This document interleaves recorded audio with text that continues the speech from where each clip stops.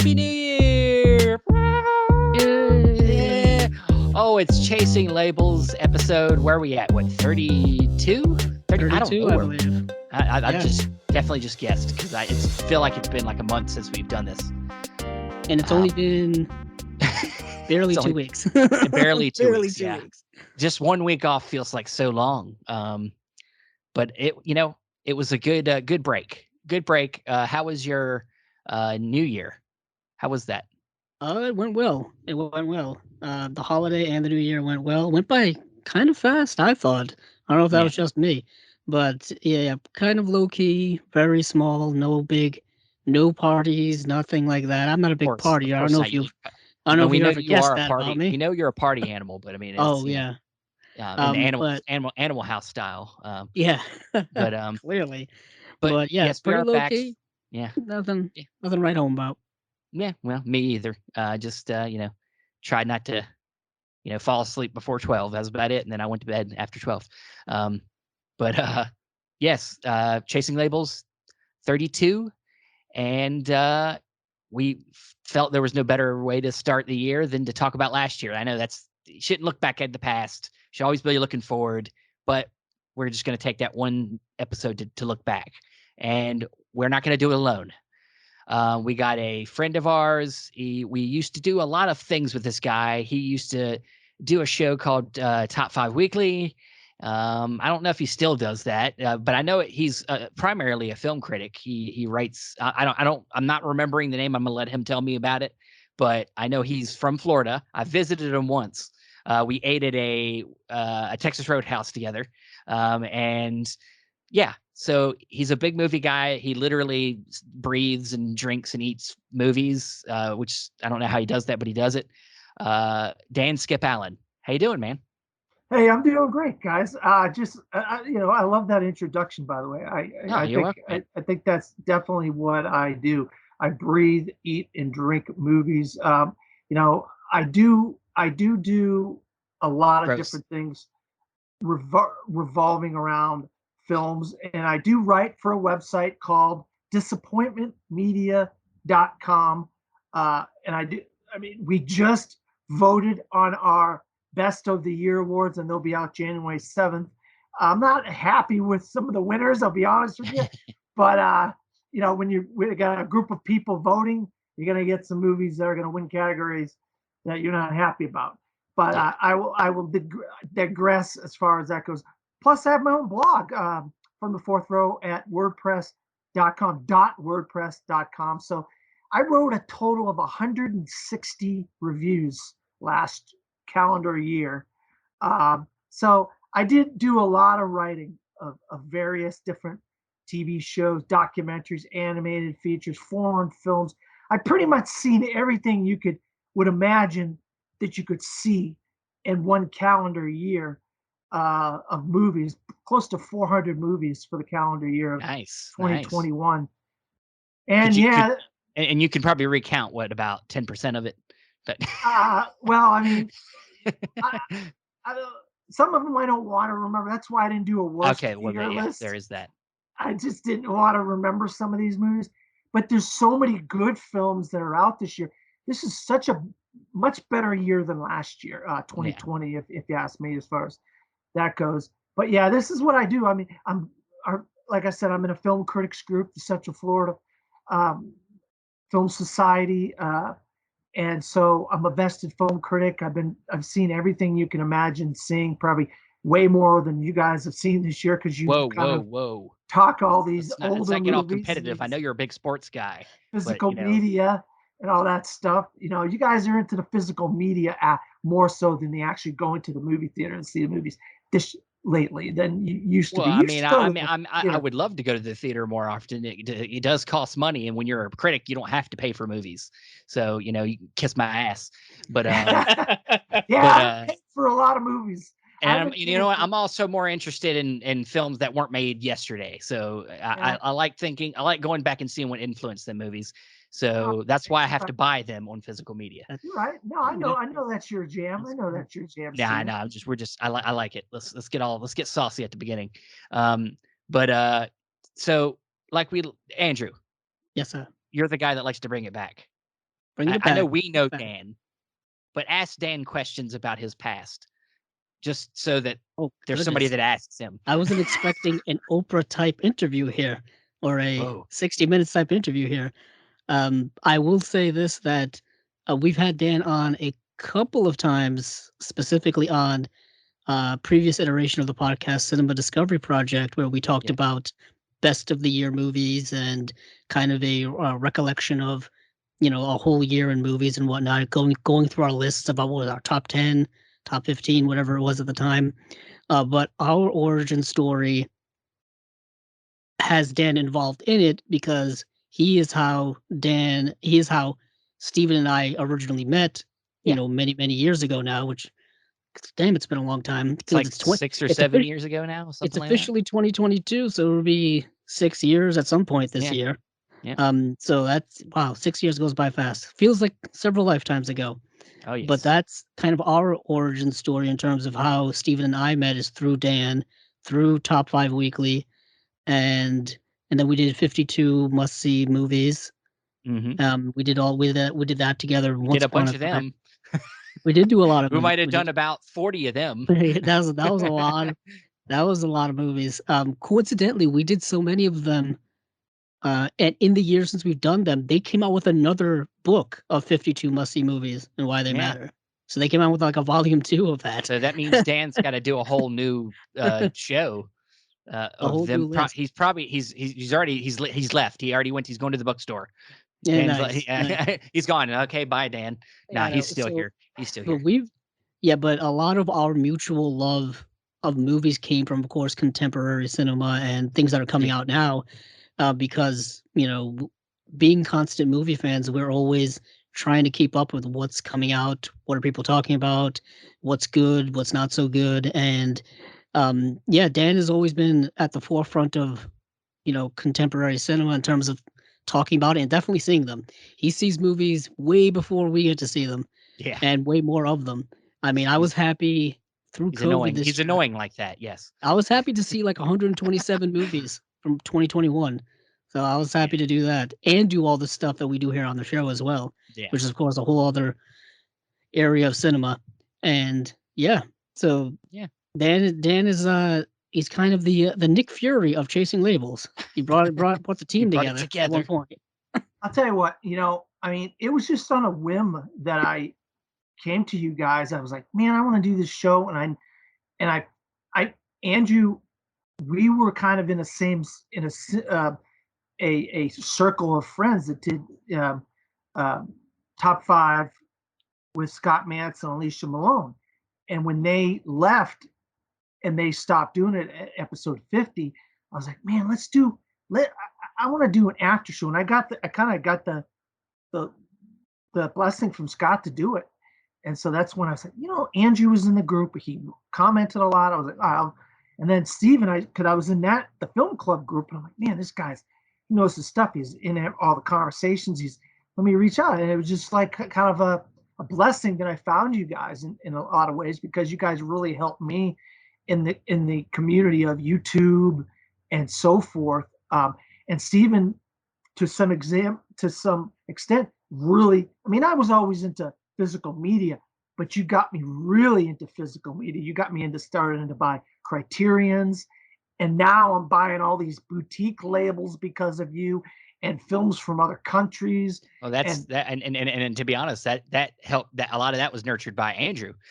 Yeah, Andrew helped nurture my expansion of into boutiques, but then he's like Dr. Frankenstein, and I'm the Frankenstein monster, and so I've kind of went crazier than him. Like Andrew's very open-minded and he gets a lot of things, but he's a lot more particular. Me, now I'm like, I'll buy everything. I get Severin over here, and I'll get Vinegar Syndrome. I'll get everything.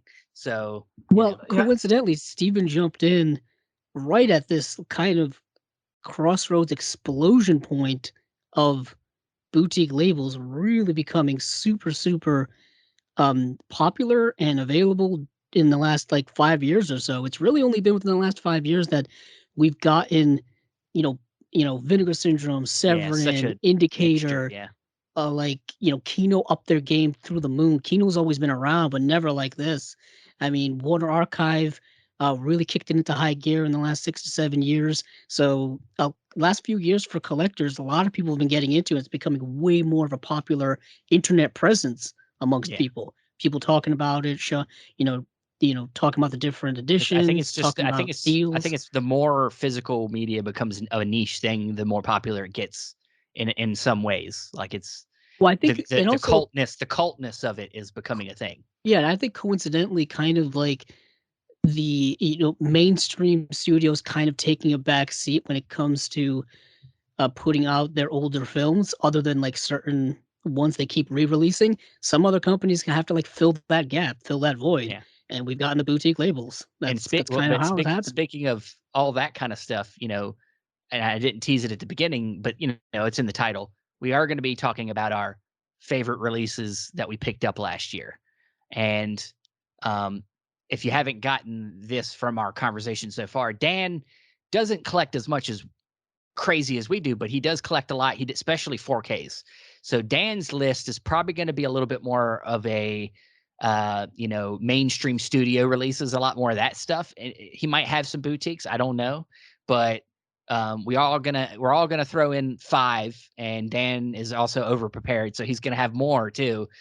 He's got like 50 in the wings, but we're gonna start off. We're gonna do 5, and then we'll probably have some honorable mentions to throw out there at the end, because there's so many great releases this past year that you can't fit them into one list. We're gonna leave off stuff that we wish we could not leave off, but we're going to put in some of our favorites, have some good conversations, talk about some good films, but we're going to leave that for the end.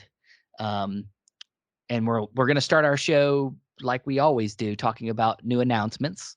But before we get into that, Dan, just real quickly, where does your love of movies spring from? When you were like a baby and you came out, Well, I mean, what was did you go right for the movie shelf? Like, did you come out and like the doctor had a movie shelf in his office for some reason, and you were like, movies?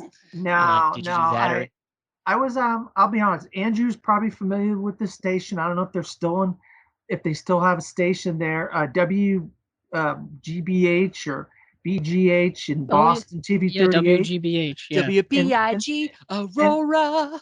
in Boston, and it was a station that had all kinds of movies. Like one week it would be monster movies, the next week it would be westerns, the next week would Yeah. be Christmas movies, the next week would be noir, the next week it would be just various Oscar winners, whatever. It would be a Coppola day, it'd be a Spielberg day, it would be a whatever, a Scorsese day, and every week it would be something different. Monster movies, like B monster movies, like Ants, and oh no, I mean like them. I should say them, not ants. Them, um, or the Fly or the Thing. Now I'm talking about the original Fly, the Yeah. original Thing, not the '80s versions of these movies.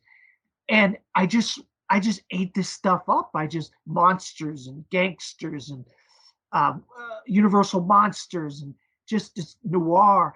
And then I found Roger Ebert and Gene Siskel, and I watched every Sunday just before the NFL on the local NBC station. They had Gene Siskel and Roger Ebert, film critics, and so I would watch them every Sunday before the NFL, and like they were just telling me about all these movies, and so I made a point to try to go see movies, but I'm 6, 7, 8, 10 years old at this time. I'm young, and so of course you can't go to the theater all the time and go. It sounds like an excuse, Dan. And we were poor. I mean, very poor. It I also had two sounds like an brothers and excuse, a Dan. sister, very poor. So it took me a while to really kind of get going and see, as much of the movies. But I saw a lot of them growing up, and and all those classics, black and white, and all that, the westerns and monster, got created a love in me of movies. And then when Ebert and Roper, Siskel, Gene Siskel, and Roger Ebert started talking about all these movies, like thumbs up, thumbs up. I wanted to become a critic. And so I've been doing this thing for almost 50 years now. I mean, I mean, 40, about okay. 40, I was gonna say, wait. So wait, Just say you're your telling age, Dan. just say your age. Your whole life, 752 years old. I'm Yeah. 40. Okay. Since I was about 6, I've been doing this, Yeah. watching movies and In just some way, absorbing in either some in way. your mind or yeah. So that was about a little over 40 years I've been doing this. My love of movies has Yeah. been there, and as the years have gone by, doing the YouTube shows, writing film, being a film critic, it has just accentuated my love and my drive to be a film aficionado, cinephile, whatever you want to call it, every Yeah. day. It keeps me alive every day. It keeps me motivated to move forward to the next movie, the next screening, the next screener, the next whatever, every single. Yeah. Yeah. That's good, man. That's our connection between us three has always been about like our love of movies and there is no short of passion when it comes to I know you're even to an extent of just like I have to just like Andrew when he goes in his rants. You're the same way. I'm the one that's in control here. You two get too crazy. Like I have to calm you down. I have to do like shh, like a baby, like a baby, like shh. And you guys just get like Andrew. He just like he becomes like a teacher. He gets into teacher mode, and it's just he like goes down a black hole. And then Dan, he just gets really loud because he's a big, he's a sports guy too. So he's just like super loud, like in your face, like motherfucker, like listen, I'm going to talk about movies. Listen to this. I'm telling you, this is how it is. I had to be in conversations with both these people in different shows, Yeah, and that's how it is. I Dan like to just, go on long lectures, like I'm at a TED talk or something. oh Like yeah, like I have an but audience. I'm Let me acting tell like you about it's Drive My Car. Let me tell you Yeah. about Drive a Hero. Oscar Farhadi, Stephen. Do you know who Oscar? No, I'm just Yes, yes, No, it does. but I say this like it's a complaint. It's not. I'm telling you why these people are good at what they do is that they have a certain way about them that makes them interesting. So that's why I bring it up because both of them have certain traits that make them good at what they do. So, but yeah, I mean, we've been hanging with Dan for a while, and now he's making his first appearance on our new show here, and let's do it. Let's get you on, Dan. Let's come down the chasing labels highway. Um, Andrew, where are we Yes. starting? Do you want to start with Warner Archive just because I feel like That might they have only been the have latest edition of things to talk about. Yeah. yeah, they only have 3 releases, Okay. and once again they come out of the mists of the Misty Mountains and they are just dropping stuff on us. My prediction of them kind of not lasting past 2021 has definitely failed because these are Wow. I mean, actually that's a good thing, right? yeah, it's a great thing. These are actually February releases. Yeah. And we've got 3 releases. They may announce more. More may pop up between now and Yeah. February for all we know. But we've got Edge of Darkness, Gold Diggers of 1933, and The Three Musketeers. Now, And Edge of Darkness is not the Mel Gibson movie, no, just so people know. apparently, like that's a popular title to use for movies because when you look Yeah, it up Edge of is. Darkness on IMDb or Letterboxd, a bunch of movies show up, and you got to scroll down to the It is a 1943 good. It version. is a good title. It's a good title. I It's like it. very ambiguous, also dark and like, you know, Yeah. It's got you know, darkness in the title. yeah, it's, yeah, literally. But It's it's a also very dark. It's also a ominous little title. edgy. Yeah. Little edgy. That's what the word I was looking for. Yeah. Directed by Lewis Milestone, who, if memory serves, directed the film All Quiet on the Western Front. He Ah, yes. directed Mutiny on the Bounty as well, Ooh, I like that of one. from 1962, the one with Brando in it. Ocean's 11, Pork Chop Hill, Okay, I didn't see the one with Brando. I saw the one with what's his the name? original. Clark Gable. Yeah, Clark Gable and Yeah. I haven't seen the Brando one. yeah, and the actor who I always bring up, Charles Lawton is in that movie. Yes.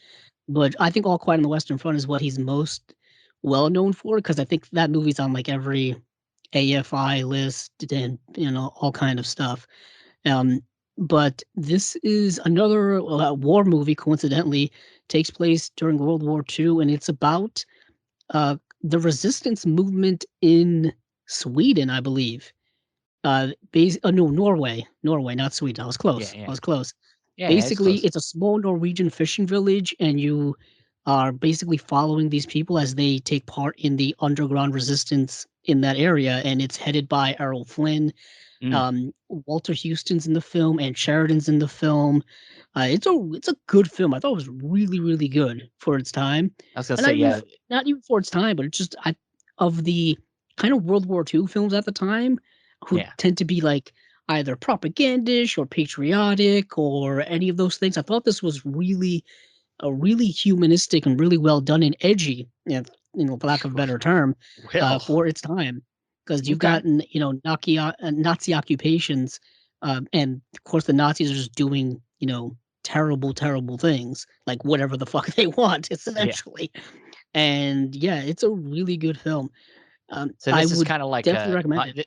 this is like a film like, what was that film with Daniel Craig, Defiance? Oh yeah, yeah, Sort of kind of similar, like that in a way. It's been a while since I've seen it, but similar, yeah. similar. That movie I think was obviously more action packed, Yeah. whereas this one only has one real action sequence, and it's the climax of the film. Okay. But it's nice to see Errol Flynn in a film post 1930s, Where because I he's feel not like all the Errol Flynn stuff I see is him as Robin Hood or I was Captain gonna say where he's Blood. not swashbuckling. Yeah, who's not swashbuckling, but he's still in a prominent role. Yeah. But this is getting a new restoration from the best preservation elements. Now that tells me that It's old. maybe not a lot of good stuff are left around. Yeah. So this That's that. still might look a little sketchy, possibly. But Dan, have you heard of this film? Have you seen this film? Have you ever been on the edge of darkness? Isn't there correct me, isn't there a John Carpenter film called Edge of Darkness or something Into You're Darkness? thinking of shoot, I know what you're talking about. It's not Edge of Darkness. Okay, I was like, wow, this reminds me of the You're talking John about Carpenter, the Mouth of Madness, Oh, not he's the talking. I think no, he's talking about Prince of Darkness. Prince of or he might Darkness. be thinking of That's what it Prince of was. Darkness. Okay, Yeah, all that's right. it. I'm sorry. I was like, what? That reminds me of a film. I'm thinking about a film, another film. Yeah, I haven't seen any of these films, but I'm sure that they're good films, and I can't wait to eventually see them. Yeah. It just you can't. I just can't see You everything. can't see everything. We understand. What shit? I haven't seen any of these movies.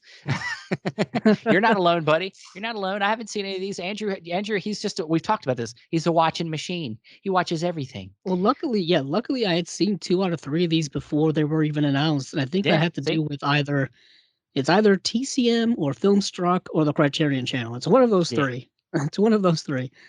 But the next film, Gold Diggers of 1933, I've seen because it's a film starring Joan Blondell. Dick Powell's in the film as well. It's directed by Mervyn LeRoy. And Mervyn LeRoy, if you're a classic film fan, his name pops up all the time. Yeah. He directed movies like The Bad Seed, Mr. Roberts, Million Dollar Mermaid, Madame Curie, Quo Vadis, which I think Quo Vadis may have been one of the first widescreen films because it's a biblical epic, and they needed to get people in the seats back in the Yeah. 50s. He was one of the directors. There were several directors on The Wizard of Oz, but he was one of them. And yeah, his name pops up all the time. It's nice to see his stuff get a release. He directed Little Caesar with Edward G. Robinson, one of the earliest Warner Brothers gangster films. And I do like Gold Diggers of 1933. It's it's a good film. I'll say that. Okay. If you don't know who Joan Blondell is, it's a good one of her better films, and it's one that I think a lot of people have brought up when they talk about Joan Blondell. I'm actually surprised they're not doing more Joan Blondell. She's one of those kind of like how we just got a Mae West. Yeah. A film kind of it's in that era of the 1930s. Gotcha. And so I was kind of hoping we would get more of her films as well. Obviously not a box set, but we'll get what we can get. It's Now the so now yeah. the three yeah, but On. the Three Musketeers. Yes. I haven't seen it, but I need to see it because it's directed by George Sidney, and it's got a good cast. And it's also George Sidney. I'm noticing we've talked about him before. Zedsfield Folly. We've talked about. I think got a release. Ziegfeld. Yeah, Ziegfeld. You're right. Sorry. And then Showboat, which I know Showboat. I think has got a Criterion, if I'm not mistaken. Yes, it does. Yes, it does. Just got one this last past year, the year before. I don't something know. like that. I'm still readjusting the fact that it's 2022. Yeah, but Gene Kelly's in this version of Three Musketeers. You also Yeah, great have cast. Lana Turner. You got Vincent Price in there. Angela Lansbury's in there. I mean, really good cast. So I need to check Van this out. Heflin. Yeah, it's a good cast. I've seen the film probably years ago. Yeah. Yet again, probably through TCM or someone. And yeah, this is a really good film. Is this one of the better Three Musketeer? It's tough because I was just gonna say this. The Three Musketeers has got to be one of the most adapted literary works ever. Yeah. There's been so many of them. I almost feel like we're due for one right now because we haven't had. Well, no, we just did one, didn't we? Didn't we just do one like maybe like 5 or 6 years ago? Are you talking about the Paul W.S. Anderson one? Yeah. Man, that may have been 10 years ago at this Is point. it that long now? It wasn't very man. good. Oh yeah, Yeah. Dan would know. He probably saw that in theaters, I'm sure. Well, I'm a big fan of Christoph Waltz in it.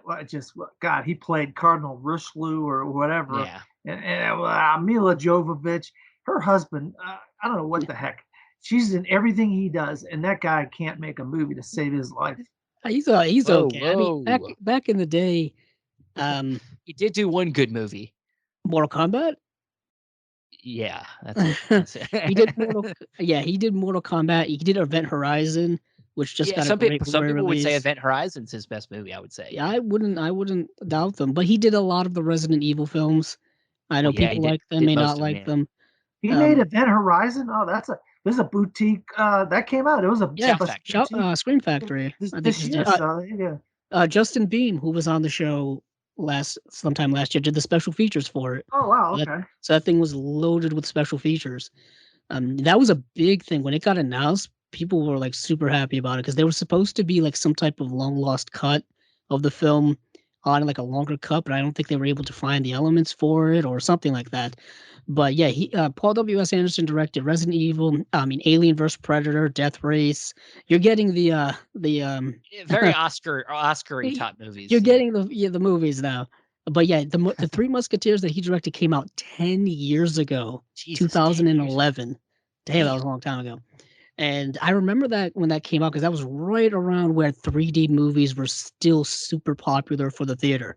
Still in that like 2009 through whatever window that with 3D made its comeback.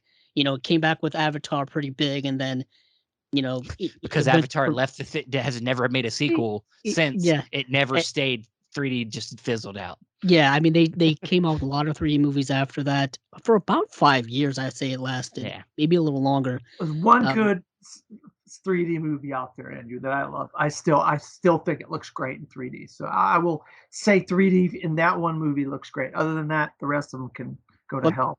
What's the movie? Whoa, damn, Dan, you're so ruthless. Hugo. Yeah, Hugo does look good. It's still unnecessary. I don't think he needed it. I mean, it's Scorsese. You can do whatever you want. I don't give a shit if he did it. I just don't think it's necessary.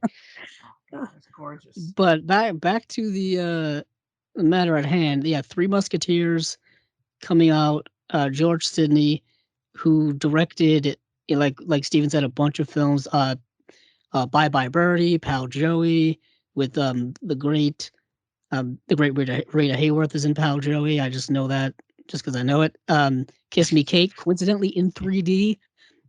Back in the 50s, 3D had like a surge with movies. I always like to talk about that. Annie Get Her Gun, The Harvey Girls. There's a lot of Warner Brothers, Warner Archive stuff that's been put out that was directed by George Sidney.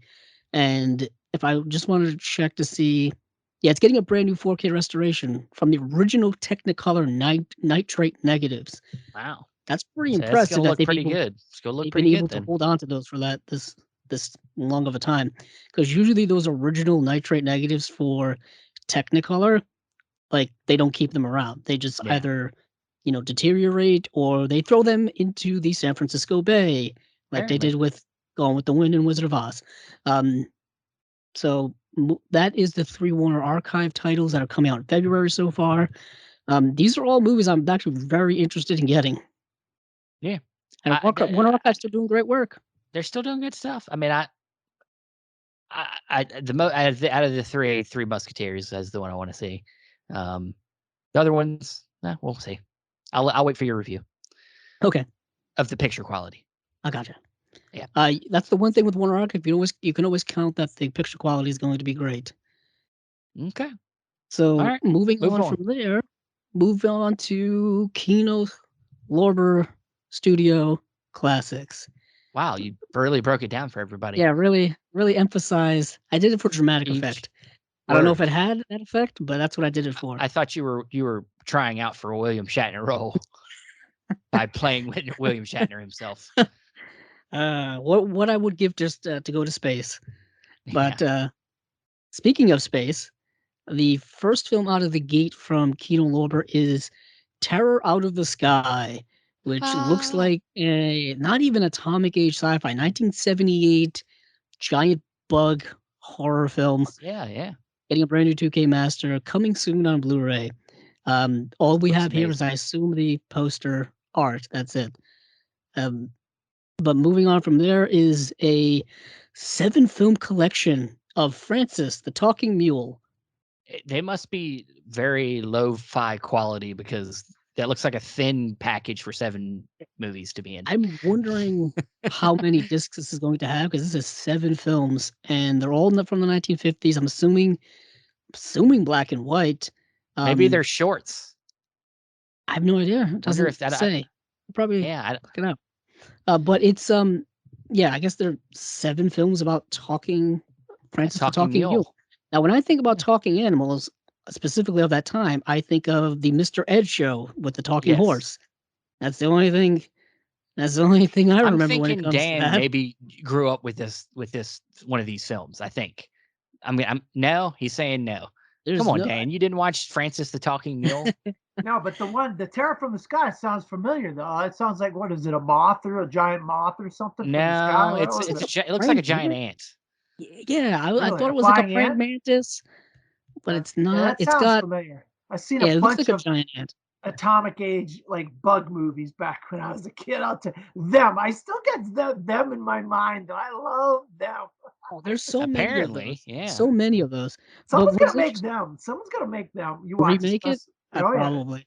I mean, Some, everything's coming back. no, But Terra, one of these companies like Kino or somebody's gonna do a like an Arrow's gonna do extensive box set of them. Well, there might be a set out there. I don't know about. I don't know.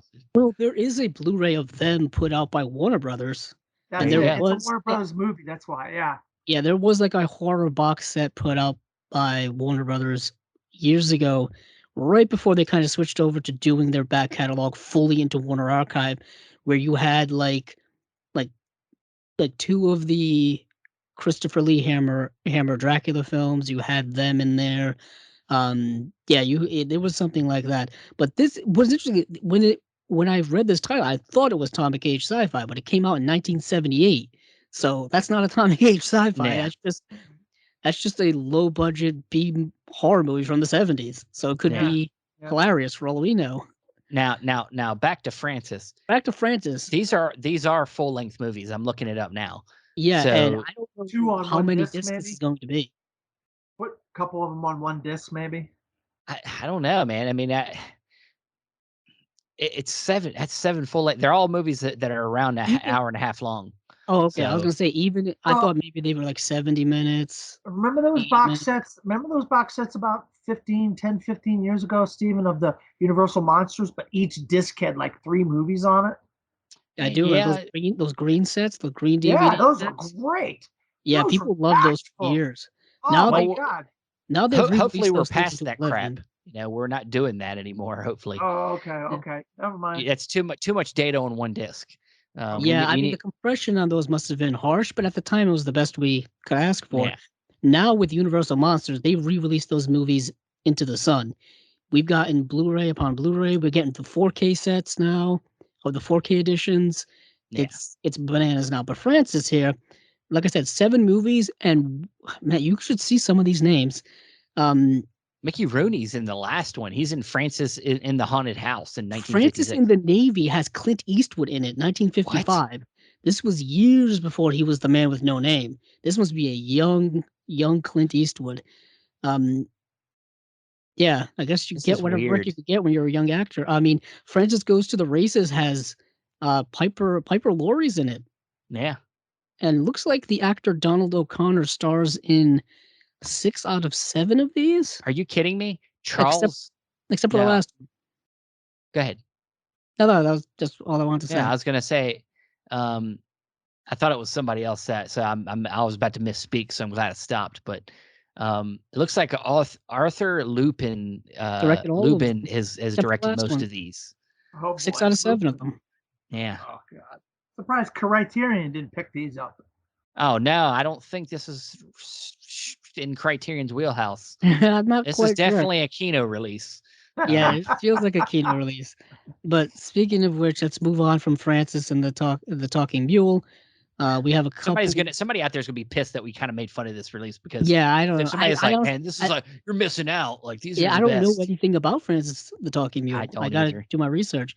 But moving on from there, we've got Zoot Suit. Is directed by Louis Valdez. This movie looks very interesting. Not only I think it's streaming maybe on Netflix right now. I'm not sure, but with this It release, is. you get it. It is. Yeah, It is. it is good. So you get a new interview with writer director Louis Valdez, new audio commentary by filmmaker, film historian Daniel Kramer, and it's another one that's coming with one of those slip covers that people tend to covet so much. I like the artwork of this. I think it looks Yeah. flashy. I mean, the dude's wearing one of the coolest looking zoot suits you're gonna see. I like that hat too. I don't know. I gotta I think don't about know. that. I didn't know what Does it have a song featuring the Mighty Mighty Boss Stones in it or something? I don't think so. This It movie sounds came like you out just in made that up off the top of your head. this movie came out in 1981. Were the Mighty Mighty Boss Tones out in 1981? I'm not sure. see, he knows he's made up shit because he can't. I caught him on it. Don't they have a song called Zoot Suit Riot or something? Probably. I know the film does feature Edward James Olmos in the film as well. And this was what, right around when he was in Blade Runner? Around that same time? Right around that same time, yeah. Yeah. I'm just looking up. I don't know what the hell a zoot suit is. What the hell is a zoot suit? It's a very tight fitting suit. Yeah. Did you used to wear one of these back in the day? No, I don't. I only wore a suit for a wedding or a funeral, and I haven't been to that many. Counting yours, I have not. If you'd have went to my wedding, would you have worn a zoot suit? No, a regular suit. Okay, all right. My first reference to what a zoot suit is in Back to the Future. After the dance where Marty returns back to Doc Brown, they're gonna get back to the future by running the DeLorean with the lightning strike and everything. He says, "Oh," and Doc says something like, "Oh, you're late" or something like that. What took you so long? And he says, "I couldn't go back to the '80s in that zoot suit." That was my that was my bad. It's Cherry Poppin' Daddies. It's Cherry Poppin' Daddies in Zoot Suit Riot, not the Mighty Mighty Boss Tones. Yeah, you made that shit up. I don't know what that is. A zoot suit is a men's suit with high-waisted, wide-legged, tight-cuffed, peg trousers and a long coat with wide lapels and wide padded shoulders. So you're getting the idea that it's an oversized suit. Gotcha. Yeah, basically. All right.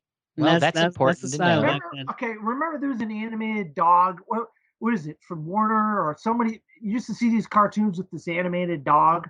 And it's black and white. They were black and white, and he used to wear a zoot suit. This dog did. Okay. And I can't. On one of these animals, was it Tex Avery? Was it Tex Avery? That wolf? Yeah, that wolf. Yeah, the wolf. The wolf. That's that overzealous wolf. Yeah. Yeah, Tex Avery. He had a zoot suit on. That's it. Yeah, it's an old-fashioned type of style of suit. Also, Warner Brothers title. All about some Warner Brothers right now. I know, not Warner Brothers, but we're moving on from zoot suit to a 3-film collection. And this is the Edgar G. Ulmer Sci-Fi Collection. And this contains The Man from Planet X, Beyond the Time Barrier, and The Amazing Transparent Man. Now, Edgar G. Ulmer is probably most well-known amongst collectors and us. You mean Ulmer? People. Yeah, Ulmer. What did I say? Almost. I thought you were talking about what's his name? Edgar. Yeah, Edward James. I had almost on the mind. Edward James almost on the mind. But Edgar G. Ulmer is probably most known amongst us as being the director of Detour, which just got a Criterion release like 2 years ago. But later on in his career, apparently he directed some Atomic Age Sci-Fi, and that's where this set kind of comes in. And I have to say, I watched all of these movies, and they're not great. They're not Not great. great. Oh, They damn. are they are like they're low budgeted like Atomic Age sci-fi films from 1950. Two of them from 1960. Well, the first one's from 1951. The other two are from 1960. I'll say that specifically. They're short. They're like 70, 75 minutes long, but they're just so they're exactly what you think of when you think of low budget sci-fi from that time. Not a lot of So budget, Dan probably will not a lot of love it. set. Stories are kind of boring. Not great. I mean, The Amazing Transparent Man, I know, was lampooned on Mystery Science Theater 3000 for an Okay. episode once upon a time. So that's the type of stuff we're dealing with. Like I said last time when we went over some movies, I think, was it Umbrella or was it Imprint that were putting out some movies from that era? These Yeah. movies they're not Forbidden Planet. They're not The Day the Earth Stood Still. They're underneath They're not that. War of the Worlds. Okay. But I'll take your word for it. But I think each of these are getting, well, yeah, Beyond the Time Barrier is getting a brand new 2K Master. The Amazing Transparent Man is getting a brand new 2K Master. Nothing about the Man from Planet X. So I don't know what that's getting. Yeah. Yeah. But you nothing. are getting, looks like you're getting audio commentaries for each film. Actually, maybe 2 for each film. There's a lot of audio commentary. 3 new ones, actually. Somebody likes these movies. Yeah, I mean, they are like historically, I guess, significant, quote unquote, for their time because they're rather time capsules of science fiction for Yeah. that era, and they're watchable. But I'm glad that they're not 2-hour long movies. They're just they're of their time. Yeah. And I agree. Edgar G. Ulmer is a good director. He's a good director. Detour is a great film noir, and it's kind of a shame that it was towards the end of his career. I think end of his life actually. Maybe not so much. He did die in 1972, so it would have been about a decade or so beforehand. But he directed like The Black Cat and films like that. So he's a good director. So that's what really gravitated me towards this. And if you're an Edgar G. Ulmer completist, maybe you want this Go set. for it.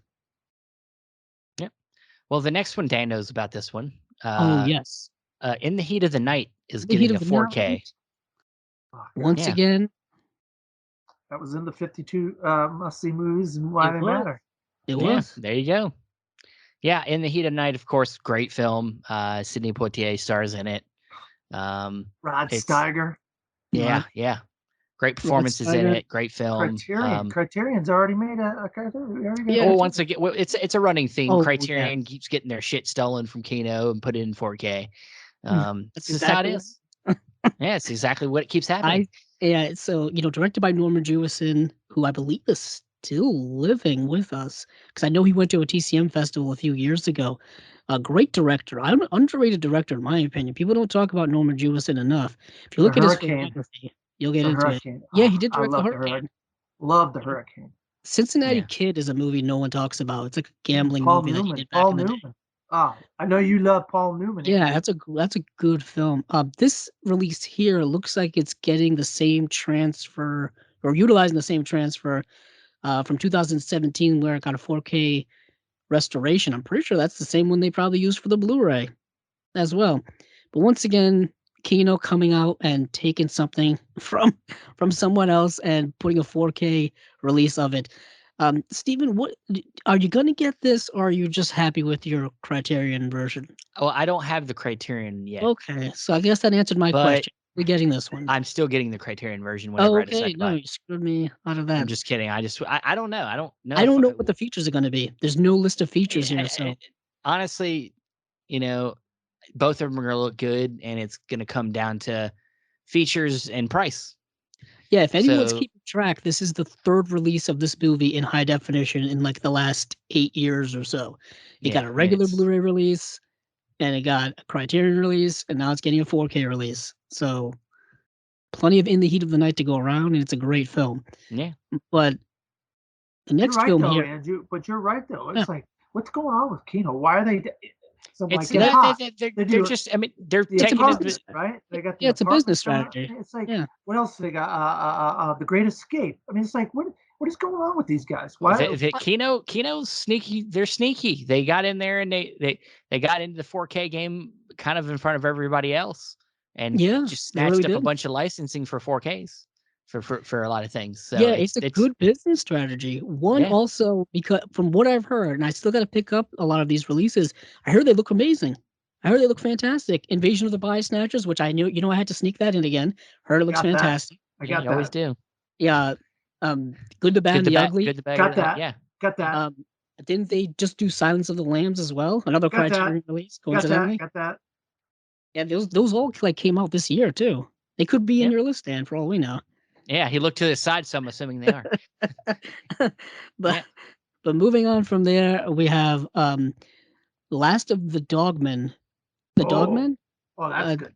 Tom Berenger, Barbara Hershey. I really wanted to watch this movie before the Yeah, show. me I too. didn't get a chance to because I've heard this is a really good movie, and Dan seems to know it well. No, I mean, it sounds like a really good movie. The Oh, title. so you haven't Last seen of it. Never Dogmen. mind. No, I Never haven't. mind. We thought you were about to be able to help Yeah, us out on I this set one. you up for that slam dunk, and you missed. Yeah, Let you me- acted let like me- you'd seen it. Never No, mind. No, the title got me. The title got me. I thought you were talking about Dog Soldiers. Oh, Well, that's another one. Last of Dogman, Dog Soldiers. But that movie's getting another release. Bullshit over here. No, I'm just kidding.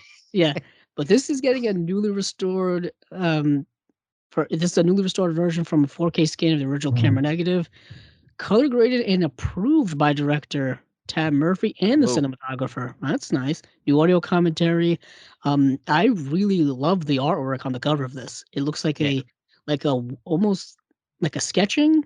Would It's you like a call that sketching sketch? on it looks like it's on like hide, like a parchment. Ooh, I was thinking like almost like wood, like a wood sketching or something. I'm Like a reading woodwork this sketching? synopsis, Andrew, and this does sound good. Yeah, Do you want me to read the it seems like a synopsis of Western. the movie? You want me to Go read the for it, synopsis? man. Go for Do it. it. Yeah. Bounty hunter Lewis Gates finds the corpses of 3 escaped convicts in the wilderness, apparently shot by primitive arrows. Gates and anthropologist Lillian Sloan, Barbara Hershey follow clues through the mountains to discover a tribe of Cheyenne Indians that has lived in hiding for a century. After the twisted Sheriff Deegan, Kurtwood Smith uses the violence as grounds for retaliation. Gates must fight to save the Cheyenne from genocide at the hands of the vicious posse. Tell me that don't sound good. Sounds like I a little mean- Silence of the Lambs. Silence of the Lambs. Dances with Wolves. I mean, I know, same era. man. Well, this came out in '95, so Dances with Wolves did won Best Picture, and then Unforgiven I 1990. think came out like another year or so after that, and so like westerns though weren't very prominent. I think every once in a while you get a decent one, and maybe this is another good one. I mean, Yeah. That's look, Kino. Kino's putting that out. I'm definitely gonna try to get that if Kino's putting that out. Yeah, that definitely intrigues me. Also, you don't see a lot of Tom Berenger like '90s starring films. yeah. No, I We've mean, been I getting think a lot of '80s stuff. people well, except remember for him. Blade. People remember him from Major League, and he of course was in Platoon. Oh, wait, he wasn't in Blade, was he? No. What are you talking about, man? I'm getting him mixed up Blade. with Chris Christopherson. Yes, Chris Jeez. Christopherson. They are not even That's- close. I know. One looks like Willie Nelson, okay, Sorry, and the other one doesn't. I got him mixed up with Chris. That's my fault. It's my fault. You- And you- Tom- the- Tom Berenger- you guys can't see Dan, but Dan's like 100 years old. I was gonna say Tom Berenger He was said in he was only like Inception. 50 something. It's more like 100 something. 48 next is- week. 48. That's why next he week. can't remember anything. It's just like me though. I'm just I'm the same way. But we let it go. It's cool. It's just his age. He's I'm only 48 next week. I got less than a week till I'm 48. awesome, man. Well, early happy birthday. Yeah, I know. Didn't know you were January birthday. Probably should have known that Jeez, you after all know this more time. than me, and you didn't know. I know. God.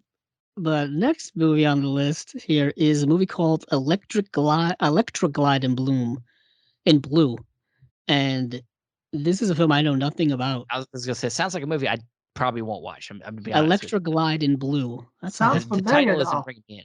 Is this a It's- 70s movie? yeah, It sounds like 1973, starring Robert Blake. Shot by Conrad Hall, who's a great cinematographer. And sounds like disco dancing cops. Yep. That's what it that's looks. That's what it exactly what sounds it like. looks like. It's what it looks like, but I That's don't think that's what it exactly is. Yeah. Yeah, Conrad Hall, great cinematographer. He passed away in 2003, but I think one of the last films he did was Road to Perdition. He was the DP on Butch Cassidy and the Sundance Kid. Great cinematographer. Yeah, so this is the synopsis. Bored with his highway traffic duties, Who isn't? Arizona motorcyclist patrolman John Wintergreen is assigned to homicide where his polite investigative style irks his macho boss. What? I mean, That's and a it's not even categorized as a comedy. With that, sounds like a comedy. I'll It's skip that one. categorized as a crime drama mystery. I'll skip that one. I don't know.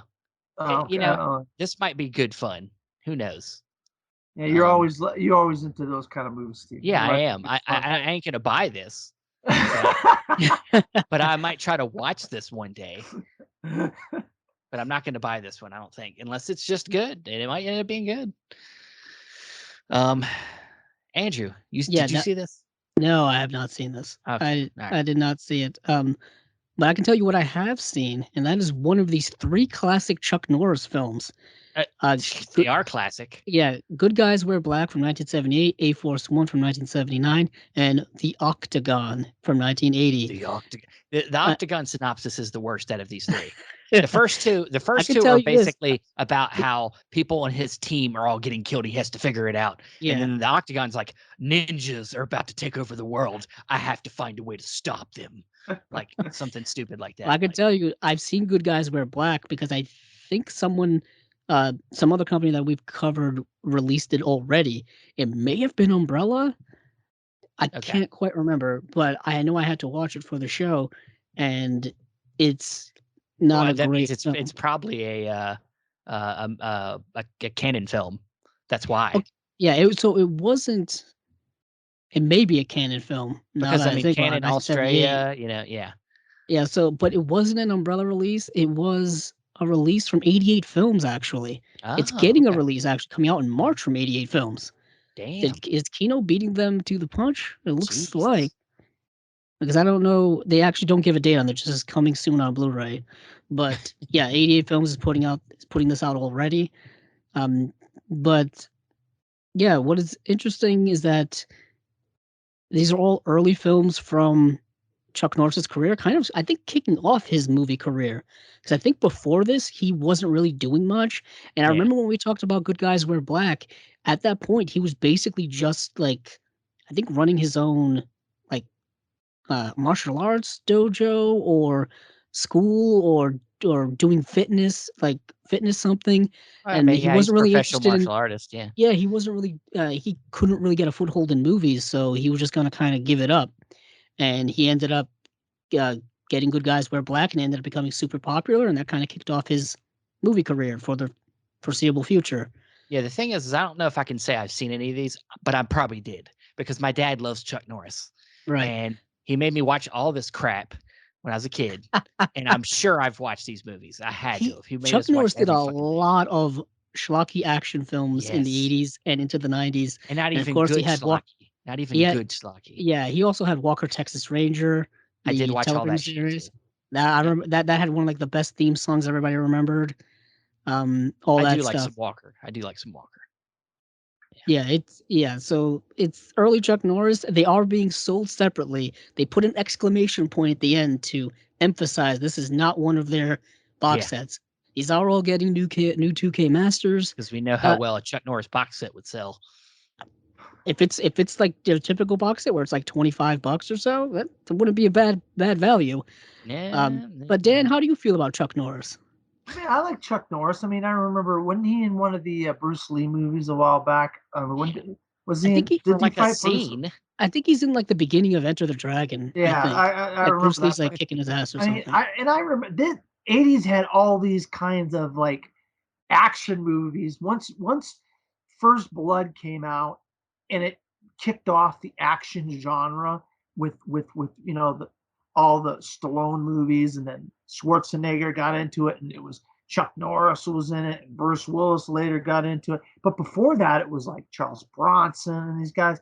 So there was this whole kind of thing going on, and I remember watching these movies. I just couldn't tell you if you didn't just read like the synopses and stuff. I probably couldn't tell you what the heck any of them were about. But I do remember watching a lot of these campy kind of action movies from back when I was a kid. Right. Well, we got one more release to talk about. We have a late entry in the game Mm. as of 8 hours ago.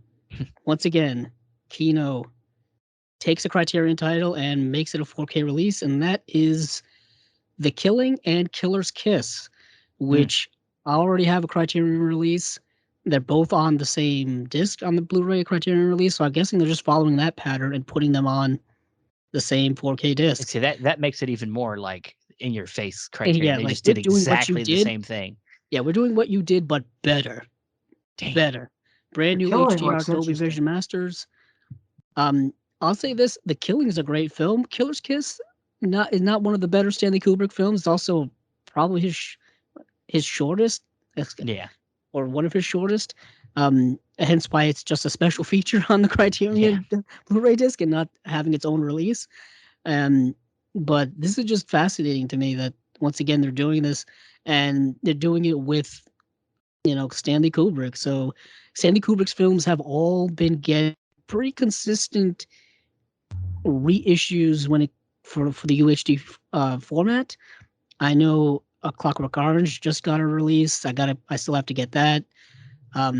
Full Metal Jacket's gotten a release. 2001's gotten a release. The Shining's has gotten every a release. 4K ever existence, so he's giving thumbs up on So all. he knows these. what I'm talking about. Yeah. Dr. Strangelove got 2 4K releases. One, it was in that first Columbia box set, and 2, it got a separate release from that Columbia box set. There were kind of differences with those 2 releases, but that's something we don't talk about here on the show. We don't talk about that. Either way, they have plenty of 4K Stanley Kubrick to go around. So if he's one of your favorites, you've got some upgrading to do if you so choose to. They'll be updating his shit even when there's no other formats. They're like, we don't coincidentally, have 8K. We don't have 8K yet, but here's an There 8K won't be of it. 8K. There won't be 8K. There won't be 8K. Probably not. Probably not. All right. Dan says there won't be 8K. He said it 3 times at least. But Candyman. Don't say it 5 times. It's gonna happen. So that is it for Kino for now. We wave goodbye to them. The Killing looks interesting, Andrew. I don't think I've ever seen it. You've never seen The Killing? No, I saw that. I saw really that good. earlier today. I'm like, this might be something I might have to go get because that did look interesting to me from the cover art. Yeah, it's a great movie poster. I wish I had that movie poster. But moving on from there, waving goodbye to Kino and moving over to Severin had some announcements. Severin had a couple of announcements going into the new year.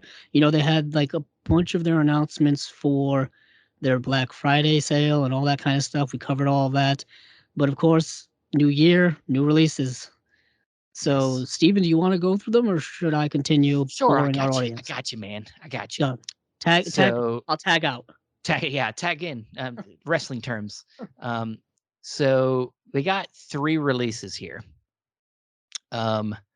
One is, from what I understand, it looks like it's an upgrade because this one had a DVD from Severin before, and it is a biker, like a biker exploitation type of film. It's called Stone. And this is from I'm guessing 60 something. It says 1974, actually. 74, I was close. Yes. And this is like a biker film where a cop people are killing off people from this biker gang, and then a cop comes in and says, I want to help you guys stop from getting killed. So I'm going to, even though we're not on the same side, I'm going to help you. And then so he like goes undercover as a biker, and he has to like find his fit in with the people, but also try to solve this murdering spree thing. It looks crazy, and it's exploitation. And I know, Andrew, you're big into these exploitation films. Yeah, I do like me some exploitation, especially from that era of the 70s and 80s. And this is before Mad Max. Yes, it is. And it says probably the best biker movie ever made. Shoot. It beats the average American production to a bloody pulp, according to Den of Geek. Dan, what is the best biker movie ever? Since you're saying no. Easy Rider. Oh, come on. That's barely a biker easy. movie. Yeah, okay. That's barely a biker movie. Well, they drive around on motorcycles the whole time, but yeah. But what makes a biker movie? Just the bikes? That's just like saying Christmas trees in a movie make a Christmas movie. Come on, guys. Easy Rider's the best. Are you kidding me? That movie's more about life. Okay, it's a coming of age movie. Okay, they're on motorcycles. But they're not in a gang. There's no biker gang. That's the type. That's what we're talking about here, guys. Let's not fight about genres. Okay, let's talk about this exploitation classic, Stone. Yeah. Let's talk about Stone. They are, once again, in typical Severin style, they're putting a bunch of special features in there, as well as an exclusive slipcover. Speaking of exploitation, it's got the CD soundtrack. Yeah, look what's showing up once again inside of a special feature grouping. Not Quite Hollywood. Extended interviews from that documentary. It's in everything. It's popular in every company.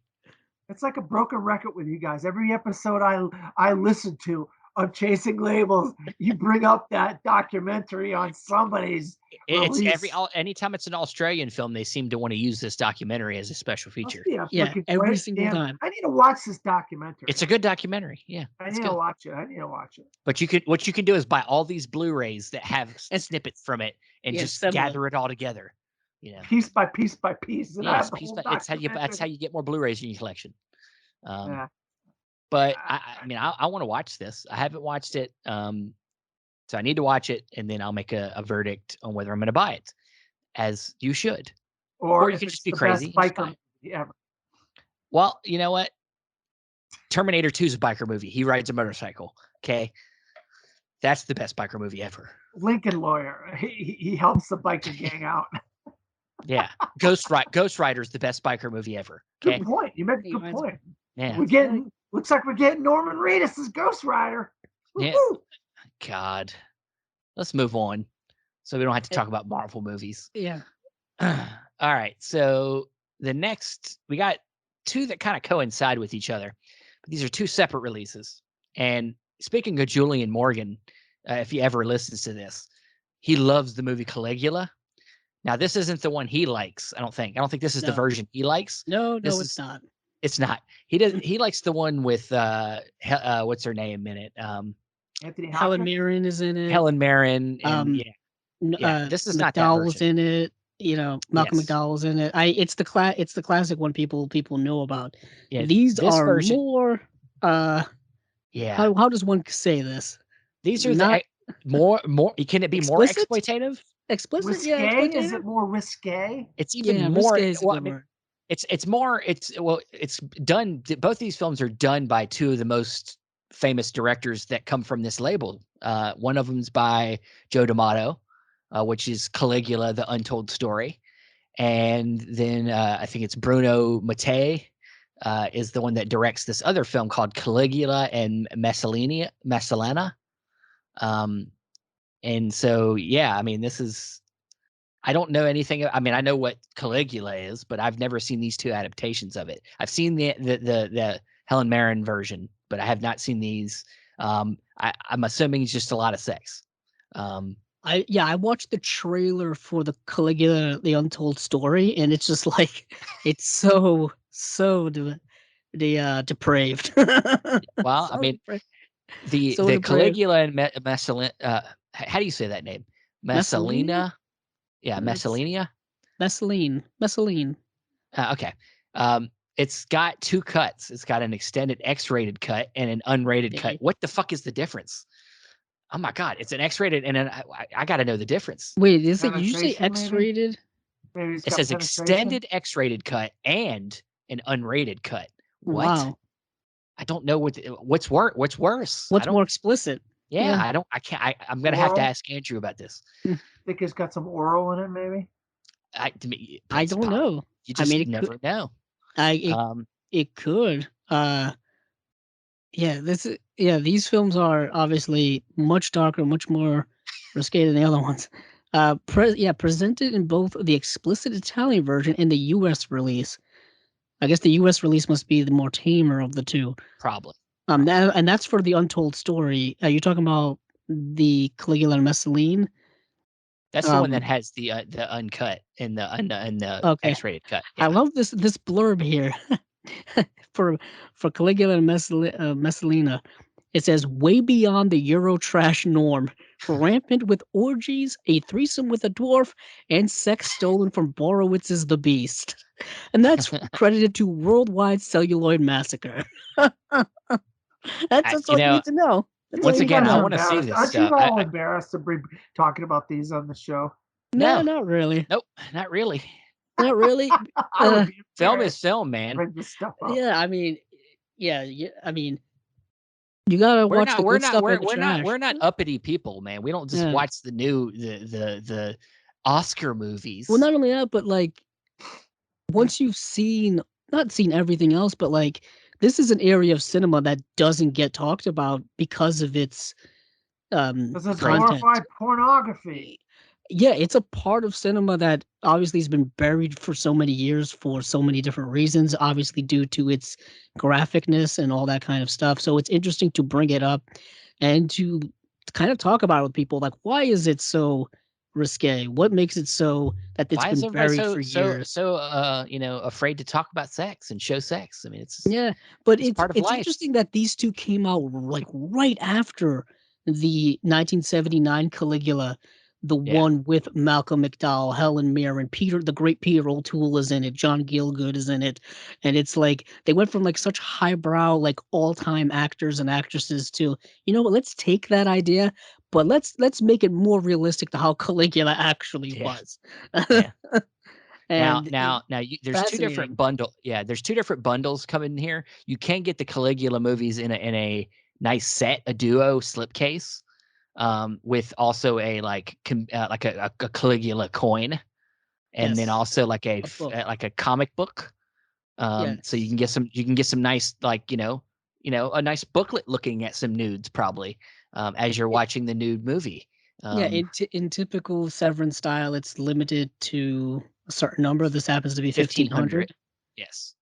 And then there's And also a full package for the whole month with Stone, yes, that has like a patch for the Stone biker gang, I guess. And then of course the stuff you get in the other package, and that's $100. And that's only limited to 500. So, super limited. yeah. So this is of course not Dan's taste, but It's not a lot of people's taste. That's what's it's interesting not about necessarily Even if my it was taste. my taste, I wouldn't let you guys know or not. You basically let us know. Yeah, You we're said not we should be saying embarrassed. Yeah, we're to not talk about saying like, this. hey, go out and buy this. You're gonna love it. We're just saying Well- like, hey, it exists. There you Well, go. exists. when Andrew Furtado talks about some of my favorite HBO content over the last 40 years and putting all of that into a giant set, that I might actually get because Well, I don't know. Yeah, if I don't know. HBO I don't know that he has control over that, but I don't know. Yeah, HBO like they love to put out their own what stuff. was They like it? to- What was Emmanuel? He said he was going to be. oh, you're talking about the Emmanuel films. I think that's coming at some point this year. I think. Yeah, that's what I mean. He's going to do all. They're doing. Well, just say that. Don't be all broad with it with the whole HBO. I don't know what you're talking about, man. Or was it Showtime? I think they were on Yeah. Showtime. Well, I think we talked about it. Was it with Andrew Furtado? Yeah, he Right? brought it up. I think. Yeah, HBO used to put out a lot of adult content Yeah. on After their midnight. network. After midnight. Yeah, Showtime, HBO, Cinemax, the famous Skinemax, all that stuff. Oh yeah. And it's like, get Oh, it for Dan the got weekend? Dan got excited. I mean, Remember, you get I the know. free preview for the weekend, Andrew. I mean, back in the day, pre-internet days, that's how, people would watch a lot of their adult entertainment. Would be like stuff like God, that and whatnot. It's too much work now. Now thinking about it, it's just too much work. Yeah, I'm so glad it's so easy like access now. after dark or whatever, Yeah. and it's How like, do we get into this discussion? Well, yeah, you started it. You started talking about HBO.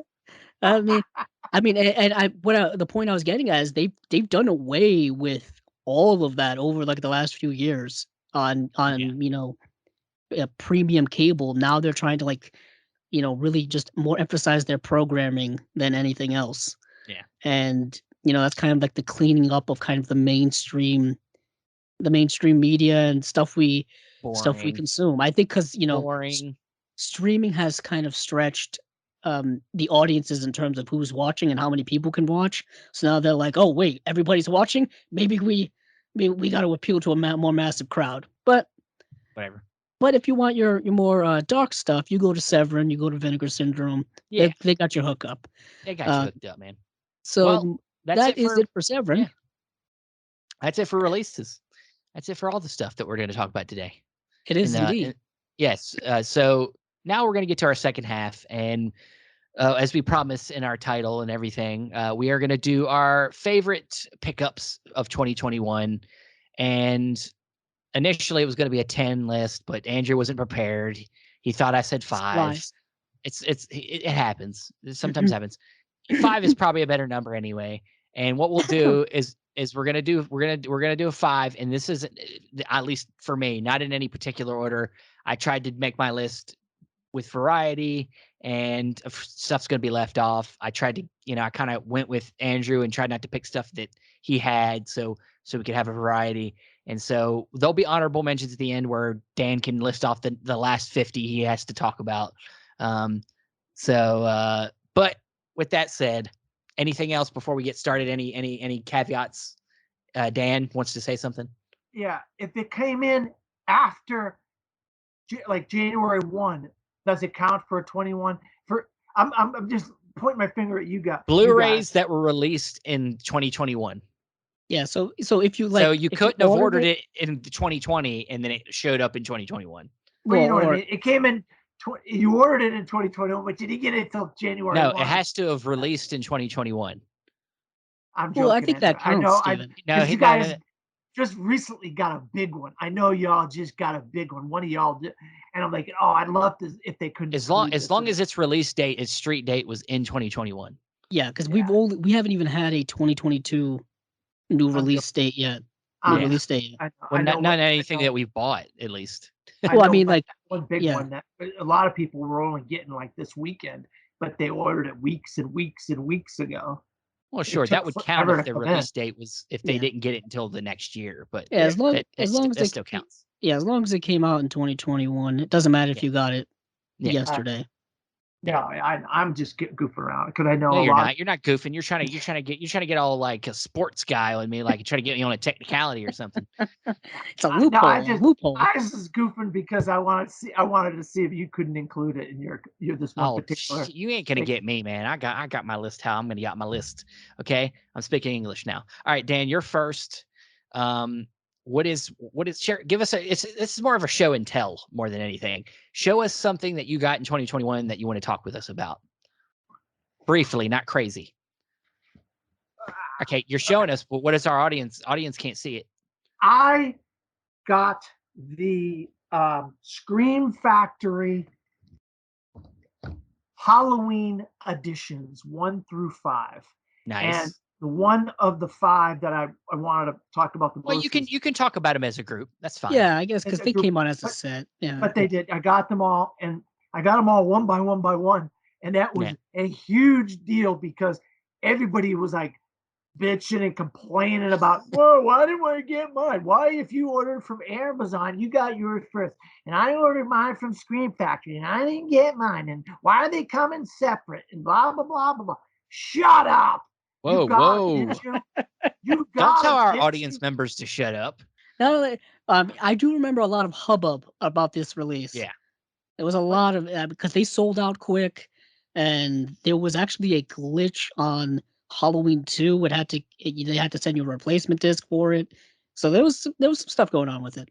And actually, looking at Halloween 2, I'd say of the 5, that is the best of the bunch. Oh, okay. Halloween Okay. 1's really good, but I really thought Halloween 2 was a great addition. So my number 5 on my list was the Halloween 5 film collection from Scream, and some of those Halloweens I had never seen before. Yeah. So watching them for the first time was, oh, for this for this very thing that we're doing tonight, I Oh watched wow. some of these garbage Halloween movies. Oh, so you didn't like him? Okay, never mind. So he's Like like, I wasted my money. No. Season of the Witch. What a piece Yeah. of Well, trash that's that got is. that's It got like once again it's got a got a cult cult. It's following. got a cult Yeah. following. Yeah. Well, that was the original concept of Halloween, is that each film was supposed to be like anthological. Like it was supposed to Yeah. be different. What happened was, Mike Well, Myers the became thing is so what happened iconic. was John after the first one there wasn't supposed to be any more, and then Yeah, they yeah, decided to make more. yeah. That's That's the also problem. true. Two, 1 and 2 connect together. Well, yeah, but they They still fit wasn't John together. Carpenter didn't make it. So No, Yeah, they fit together very nicely, though. I It might was Rick add. But Rosenthal. He was the yeah, director of. yeah. well, he did a hell of a job because it fits seamlessly into Halloween 1, if you ask me. But I Yeah, mean, what? it also established a lot of the lore that some may like or not like. It established the idea that there's something supernatural about Michael Myers. There's something, he and Laurie Strode are like family members, their brother and sister. That was all from Halloween 2. That was never in the Yeah. original. Um, Yeah, and that was yeah, interesting. Yeah, that little tidbit was very interesting. I didn't know that ahead of time. I mean, I've been watching the new movies with Danny McBride and all these guys that have been making the last couple. We won't talk about the Halloween Kills that came out Yeah, this you year. you can Oh my go to god! if you listen to our Justin Beam episode, obviously we get into a lot of Halloween talk on that episode, where of course Justin Beam did some work on these special features yeah, he wise. did the special features for them. Yeah, Yeah. Yeah, so yeah, but So these good Scream release. Factory, Shout Factory, what a great these hard boxes they came in, really nice, just nice, and some good special features because I watched some of the special features too. yeah, great. All right, well, Andrew, what do you got as one of your first pick? Okay. So number 5, I guess for me, because I decided to do 5 because I was misinformed. It's okay. It's okay. It's no problem. um, I'm gonna go with. Speaking of which, we were just talking about Severin. I'm gonna go with kind of one of the bigger Severin releases that I first delved into when I delved into their label, and that is Blood for Dracula. Nice. The 4K UHD release of Blood for Dracula, 1974, directed by Paul Morrissey, starring Udo Kier.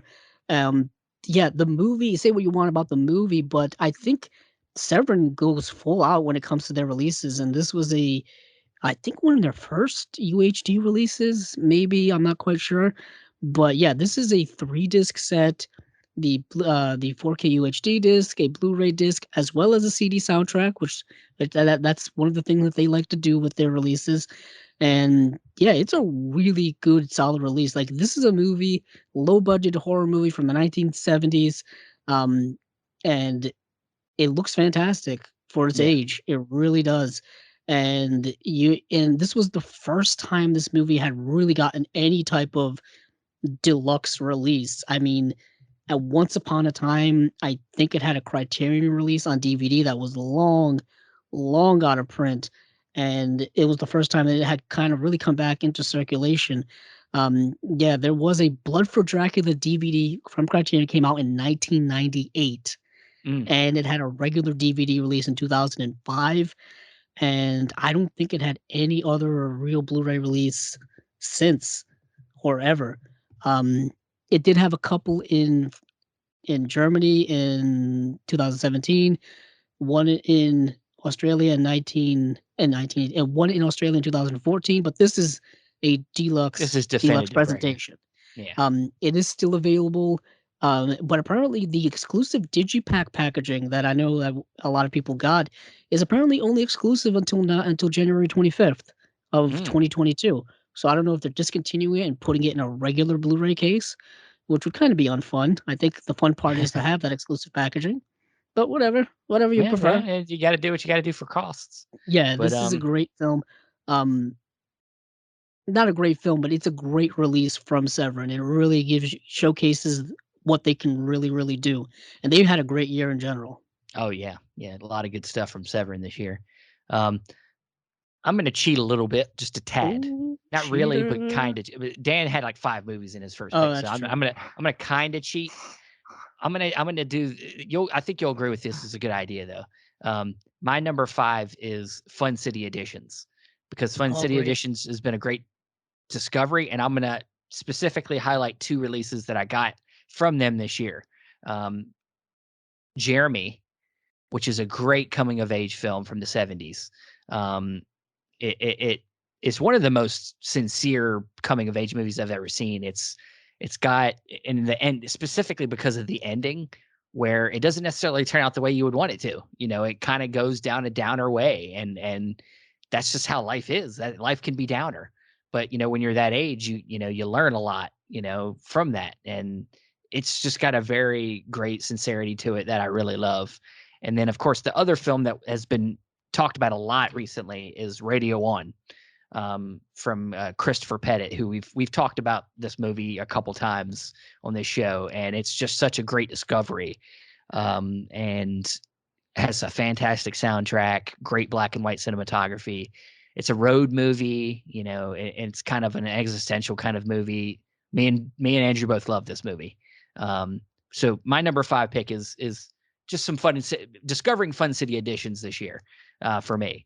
I've ended up getting all their releases, all their limited editions. So I'm caught up, and they just announced, which we'll talk more about this on our next episode, because we'll have Brad Henderson, from Vinegar Syndrome on, but we're going to talk about, we'll be talking about the partner label stuff too, where a new Lim Ramsey film just got announced through Fun City. So that's exciting. So we'll talk more about that then. But my number 5 is Fun City Editions. And So I just want to say something, Andrew. I do have the pre-order up for that Dracula, so I'm hopefully we'll get it sometime in January. I think my pre-order is saying it's supposed to come to me. did you pre-order it from the sale? I When did you had it pre-ordered. I Because had it pre-ordered. it shouldn't be a pre-order. It should be just ordered. Yeah, I ordered it on Amazon Oh, months and okay. months and months ago, and it's saying it's supposed to come sometime in January. Okay. This You should be this good then. Yeah, this it's it what got I think moved. it is. It got delayed. Yeah, It got it does delayed. look like there is a pre-order on it on Amazon. It did come out back in June directly from Severin, but I think when it comes to a lot of the Severin releases, Steven, is they hold at Severin for a while, and then they move to like Amazon and Okay. places like that. That's why. That's what Okay. I think. Okay. All Um, right. but Well, yeah. so Dan, back to Dan, number what 4. you Well, got? my number 4 is a little beauty that I like to call the Columbia Classics Volume 2. Ooh, Damn. And the 2 movies within that set that I'd like to focus on the most, that were just absolutely beautiful additions and just gorgeous, gorgeous, is Taxi Driver from Martin Scorsese. Oh, he's Oh talking my about Martin Scorsese. God. no, it's good. If we haven't brought this that up yet, but I he's know. basically obsessed with him. He's probably got pictures all over his wall. He's probably wallpaper on his phone, and his we're computers all getting some probably like Martin. Scorsese in 2022 in 4K. Finally, we only had up until December we only had 4 Scorsese 4Ks. You know how many Spielberg we had? 17 Spielberg films were out on 4K. We only had 4 Scorsese. That wasn't fair. We're actually going to There's get 3 or four 4 score. more in Hold on, 2020. Dan. What are Well, the four I know Wolf of Wall Scorsese? Street just got a release. Wolf of Wall Street, Taxi Driver, Casino, and Goodfellas. Those are the 4. Oh yeah, I forgot. Goodfellas came out really early in the format. Yeah, Like, but Taxi Driver, wow, what a freaking beautiful, beautiful upgrade to this. There's a credit sequence at the beginning of the movie where it's just, the car's driving and there's smoke coming up through the streets, the the sewers and stuff. It's just the Yeah. lighting and everything. Oh God, that credit sequence right at the beginning is gorgeous. But so many sequences at night, that when he's driving the cab and stuff, are just, even sequences where they're getting like pictures of the cab itself with rain coming down. Just gorgeous, gorgeous. I mean, what a great addition to 4K in this Columbia Classics edition. But another one, the first David Fincher film ever to come out on 4K. Wow, what a beautiful edition of The Social Network. Those are the two of the Columbia Classics Collection Volume 2 that I thought were just standouts amongst that collection. And I can't wait for Volume 3. I'm chomping at the bit to see what we're going to get for number 3. I mean, hopefully there's a poll. See, they did a poll for Volume 2, and we could vote on what we wanted included in it. And I think that's how we got The Social Network. Because Taxi Driver, I think they were going to put everybody, it was like a no-brainer that Taxi Driver was going to be, because it's like one of Columbia's most popular films of all time, Yeah. So, but then Sony released a poll, and we got the vote, and I think we all voted on The Social Network. That's how we got that in there. It's the only way you can find these editions. You cannot find Taxi Driver or The Social Network on 4K any other way except for these editions. So, well, give it time. Well, yeah, they're going to get re-released. They're going to get released. Guess what, guys? Guess what? The first edition of the Columbia Classics Collection, Gandhi, Lawrence of Arabia, have not been put out on regular. Not yet. You still can only find them in that edition. Give it time. Yeah, I think it'll happen. I just don't know when. They don't spend all that money on restoring something to only release it in one edition. They're going to re-release that That's what I'm hoping. Mm-hmm. Well, I love just the Scorsese 4K edition. We know you do. We know you love some Scorsese. We're going to get some this year. Finally, we're going to get a few more. We're going to get The Aviator. We're going to get The Last Waltz. We're going to get something else. I thought I saw another release coming this year. Departed. The Departed. Yep, The Departed. You're right. How'd you know that? I think it's The Departed. Yeah. But cool. Yeah. I know you're big on them sets. It's not one I decided to divulge. I thought it would be higher on the list. Because I got some really nice ones this year. I even sent you guys a link when they dropped down the $91 with a $17 coupon attached to it. I remember. And it's $74, and you guys. This was like last week. Yeah, this was like last week. Yeah, it's still not enough to get me to buy it. Yeah. That was a freaking deal. Well, I don't have the first volume, so what's the point? I don't have it. I can't get the second one. I gotta have the first one too. Sold out. Right. But all right. Well, now that Dan's love for Scorsese has been divulged, shocking. Yeah. Moving Andrew, on. What do you got? To me. So number 4 is going to be a release that I've been kind of championing all year, pretty much since I got it back in June or July or so, and that is Vinegar Syndrome's release of Six String Samurai. It's a movie, I think I've said it on here many times before, that I had never heard of until they announced that it was coming out. And this was part of their VSU line, their Vinegar Syndrome Ultra line, which I think this is the second one and the most recent one of that sub-label of theirs. I don't think they did a third one. Although they have been releasing 4K editions of other movies, but not part of this sub-label. They've been, part of another label. And Six String Samurai is it's tough to really describe the movie without people actually seeing it, but it's just I've told you it's dystopian. It's like Mad Max meets rockabilly, meets a dystopian future.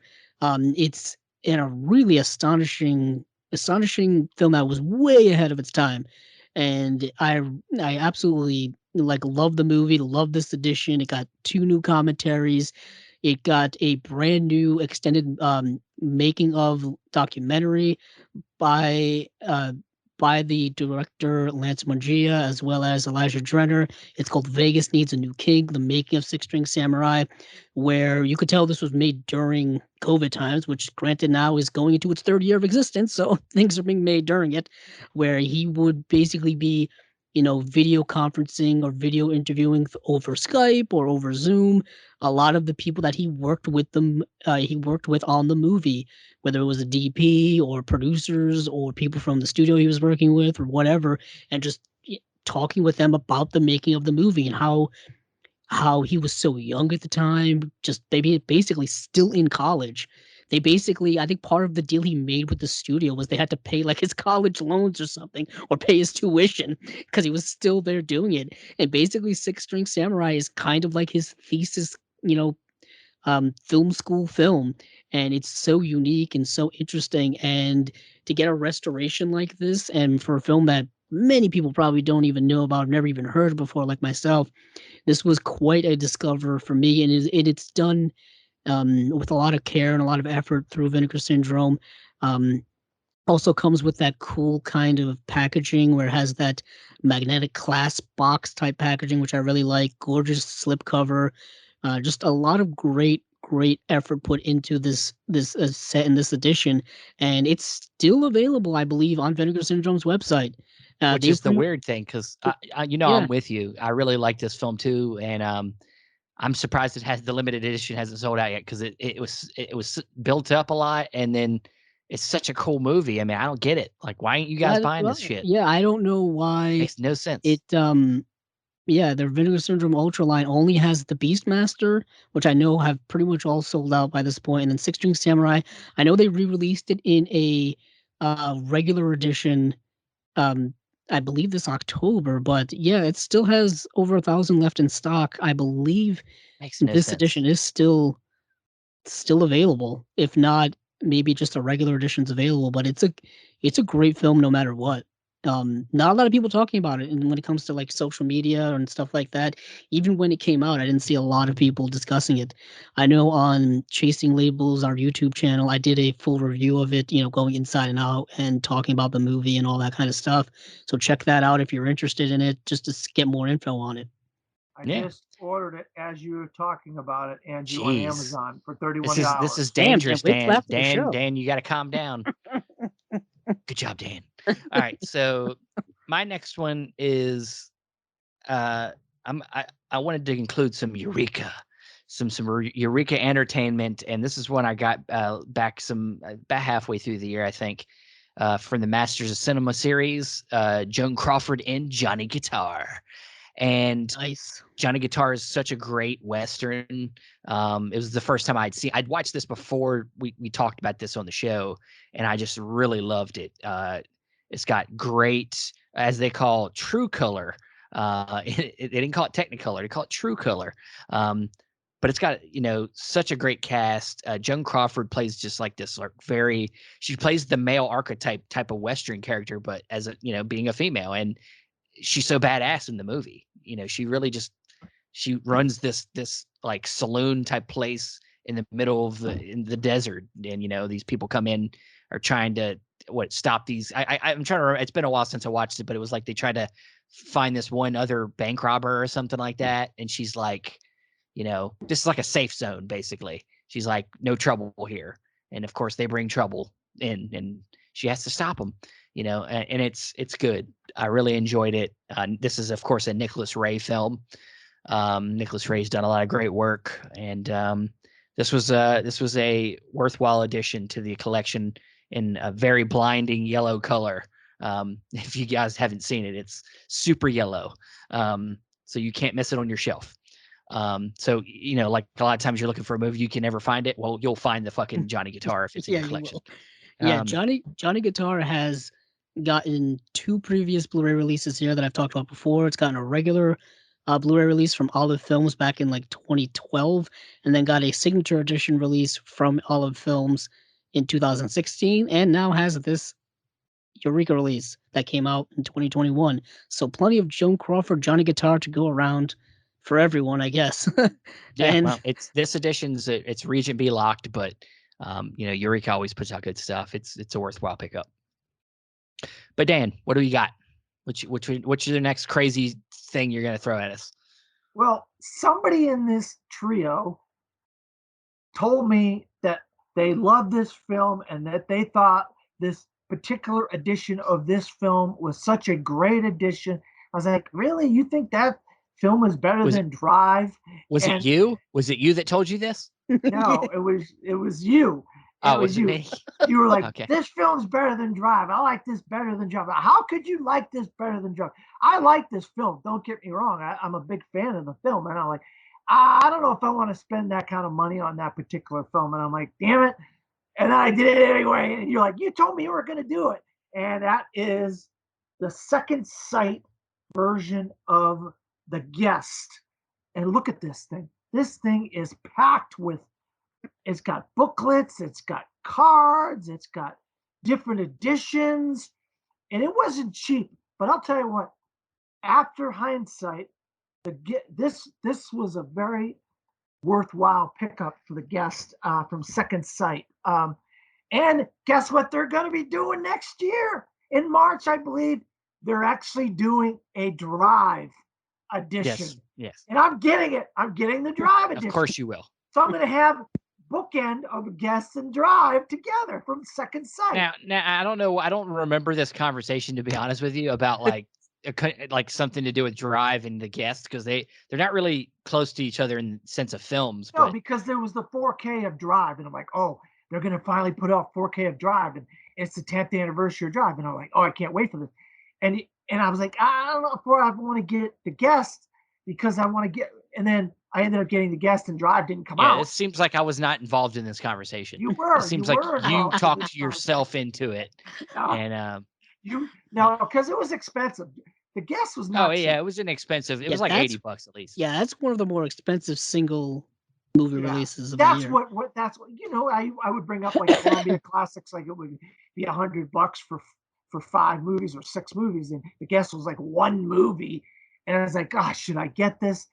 And I was glad because I do love The Guest. Don't get me wrong, I love Dan Stevens. I'm a fan of Dan Stevens. The director, it's one of his better movies. So Godzilla versus Kong. Forget about Adam Wingard's Godzilla versus Kong. You're gonna revisit any of his movies, go revisit The Guest because it's a great movie. This edition has tons of special features and extras and stuff in it. So my number. Yeah, the soundtrack's what makes it expensive. Apparently, the money they had to pay to get the licensing for the soundtrack is what made that so expensive. But yeah. Oh, okay, I didn't know that. Yeah, it had a great soundtrack. I really love the soundtrack. The movie, after revisiting, I mean, I love the movie. Don't get me wrong, but it's got some problems towards the end. It doesn't. Don't get all critical on me now. It's got some problems at the end. The Guest has got some problems. We'll talk about that another time. We'll talk about that another time. But Andrew, what's your next pick? My pick is an Indicator release because we've talked so much about Indicator over the last year. And this is going to be Columbia Noir number 3 box set. And they released actually Columbia Noir number 2, number 3, and number 4 all within the last calendar year. And you could have picked either one of those 3. You know what's funny is, initially when we were doing 10, I had this on my list, and we both picked number 3. Yeah, coincident. We did not coordinate this at all. Yeah. And the reason why I picked number 3 over, say, number 2 or number 4, one, because I actually don't have number 4 yet, so I can't really pick something I don't have. And it was between 2 and 3. And the reason why I went with number 3 is because all of these films had never been released on Blu-ray before, ever. So that was kind of like the extra oomph that got me to choose this. And I picked it because out of all the films, because I have all the 3 sets, and out of all the films that came out in them 3 sets, The Sniper was my favorite. Oh, okay. Of the ones I've seen. So I was like, well, I'm picking that set then because The Sniper is great. This is a good collection of movies. Yeah. This is in typical Indicator set fashion. And when it comes to these sets, it's a 6-film set. And the films are Johnny O'Clock, The Dark Past, Convicted, Between Midnight and Dawn, The Sniper, and City of Fear. And the directors in it are actually really good directors. Edward Dmytryk, who we've talked about many times, Rudolph Mattei, Robert Rosen, Harry Levin, Irvin Lerner, and Gordon Douglas. And it's a really solid set of movies, I think. And in typical Indicator fashion, you get each movie comes on their own, has their own case, has their own disc. They're all individual in a box set. You get a great booklet with the set as well. And they've been putting together these just deluxe releases really since they've started, like back in 2016, I think they started up shop, and they've only grown to new heights, and we've talked about them so many times. and these Columbia box sets keep coming out. I'm assuming we're going to get a number 5 at some point. I hope so.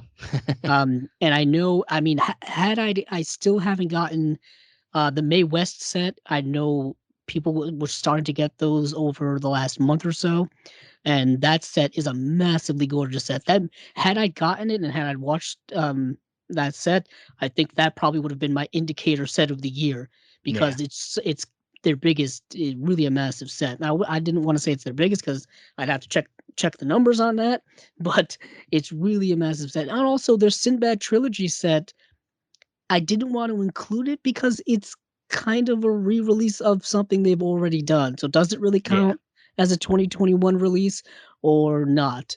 All I can say is that I'm glad I got it because it's my redemption set of my collection, or of the year at least.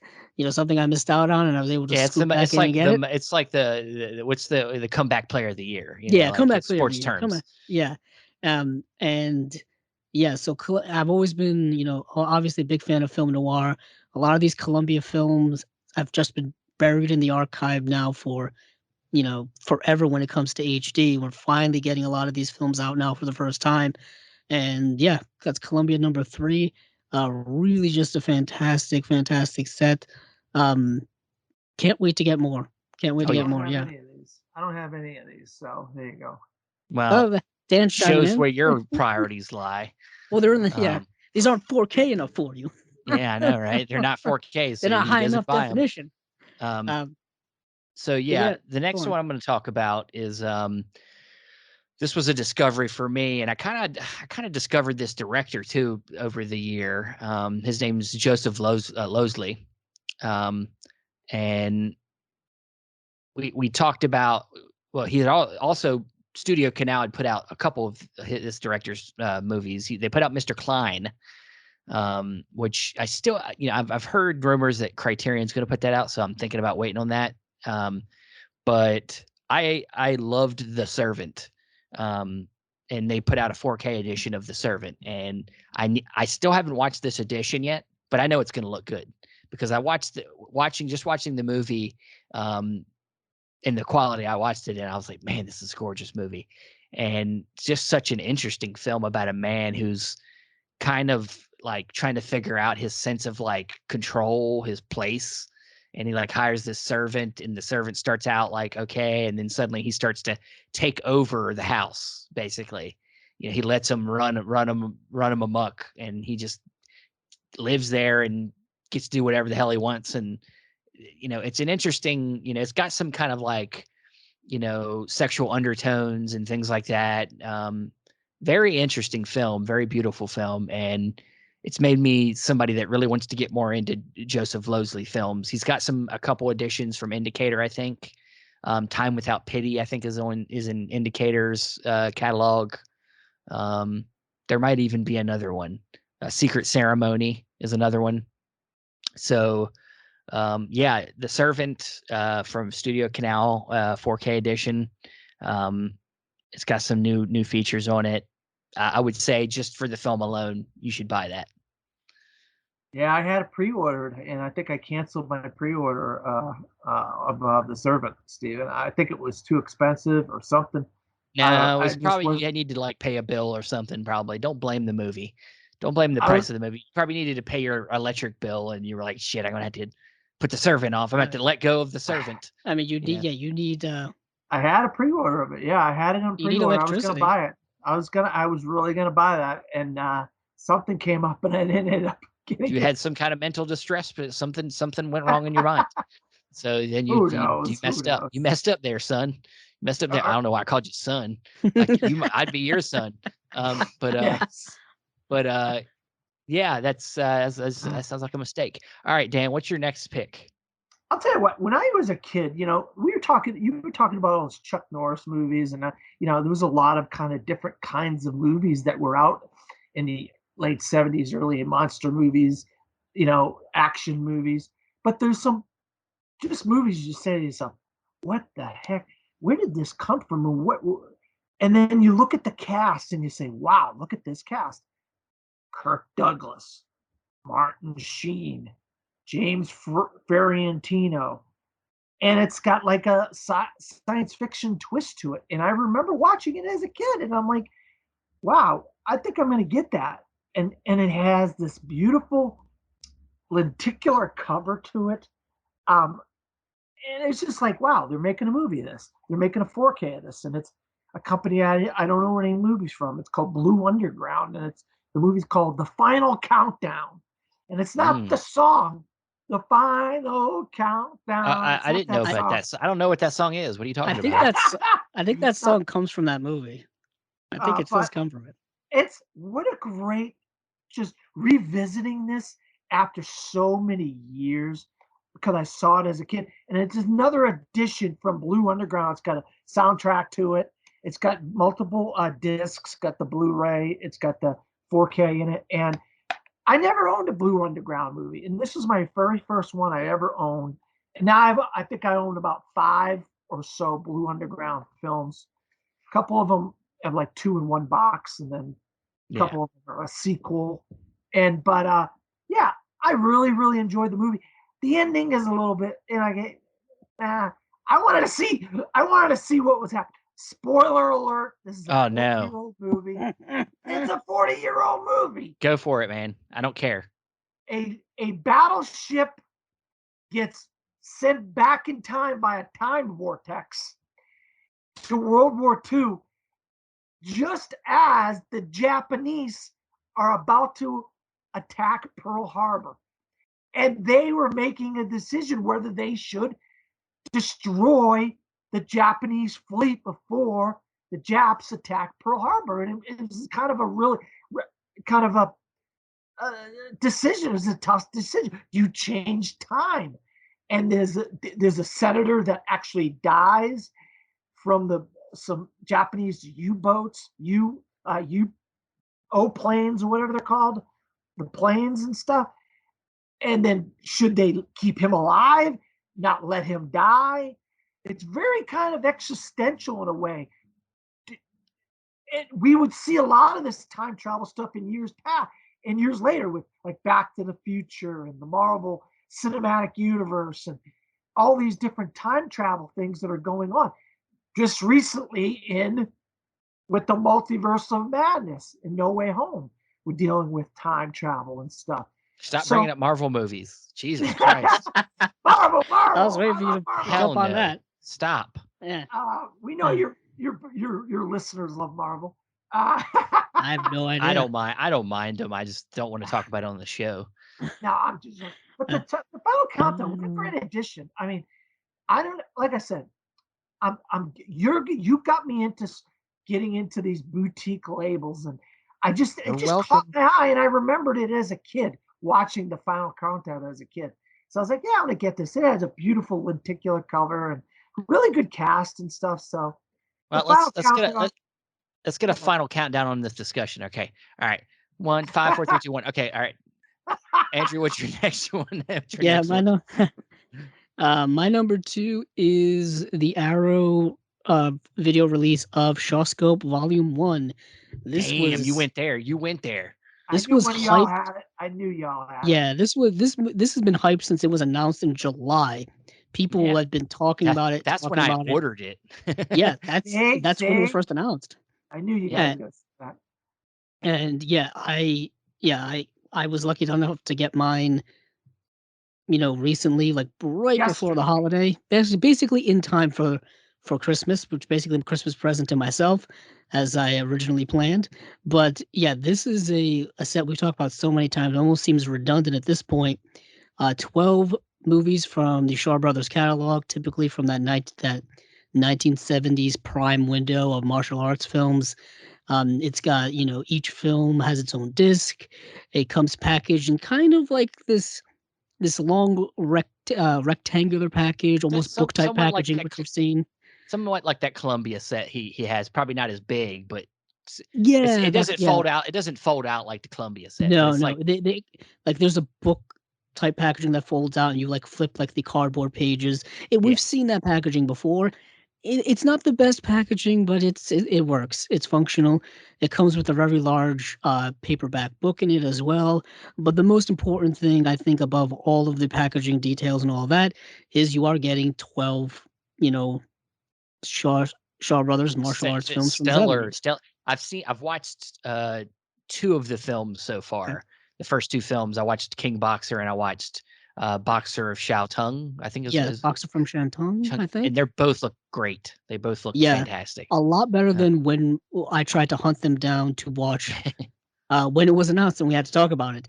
But we've yeah, talked about it so much time because it was like what 5 months of anticipation waiting yeah, for the yeah. set to come out, and it is a beautiful aesthetic set. The Oh yeah, blue tone of the color they use on it is very ocean like, if you will. yeah. That's what I feel, like a clear, crystal clear Shimmery blue. looking. Yeah, This is volume one. They already teased volume two in the set itself with yeah, a like kind of sleeve insert type of thing.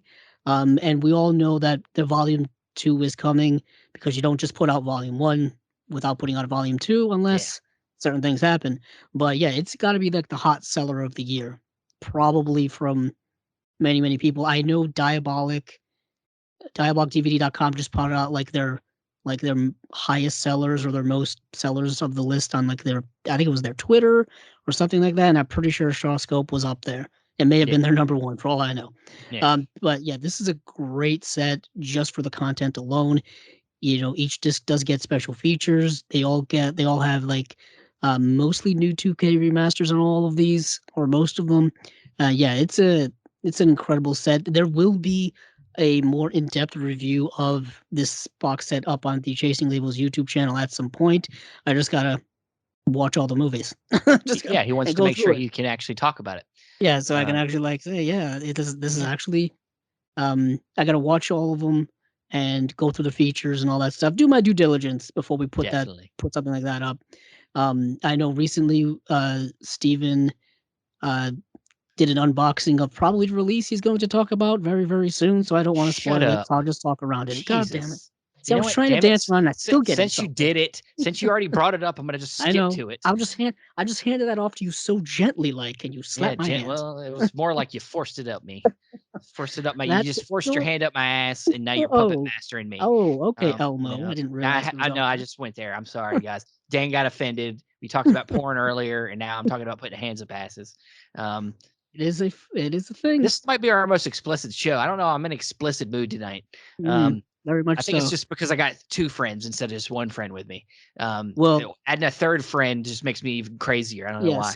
speaking Uh, of not even really explicit, but just out there in general. Stevie, what do you yes. got? My next pick, of course, ruined by Andrew. Oh no, I didn't say what it was. They know what the hell it is because they know that a lot of people have seen that unboxing video. It's got like 300 views. That's tons of people. I know it is actually pretty high. All the haunts be ours. The Severin release of the folk horror set, folk horror films. 12 movies in the set. Or there's actually more movies in the set. There's like short films and it's amazing. It's an amazing set. I've watched the documentary at the beginning. The what is it? Woodland. I'm trying to remember the title. Woodland. Let's see. Woodland Dark and Days Bewitched: A History of Folk Horror. I watched that whole documentary. It's like 3 hours long.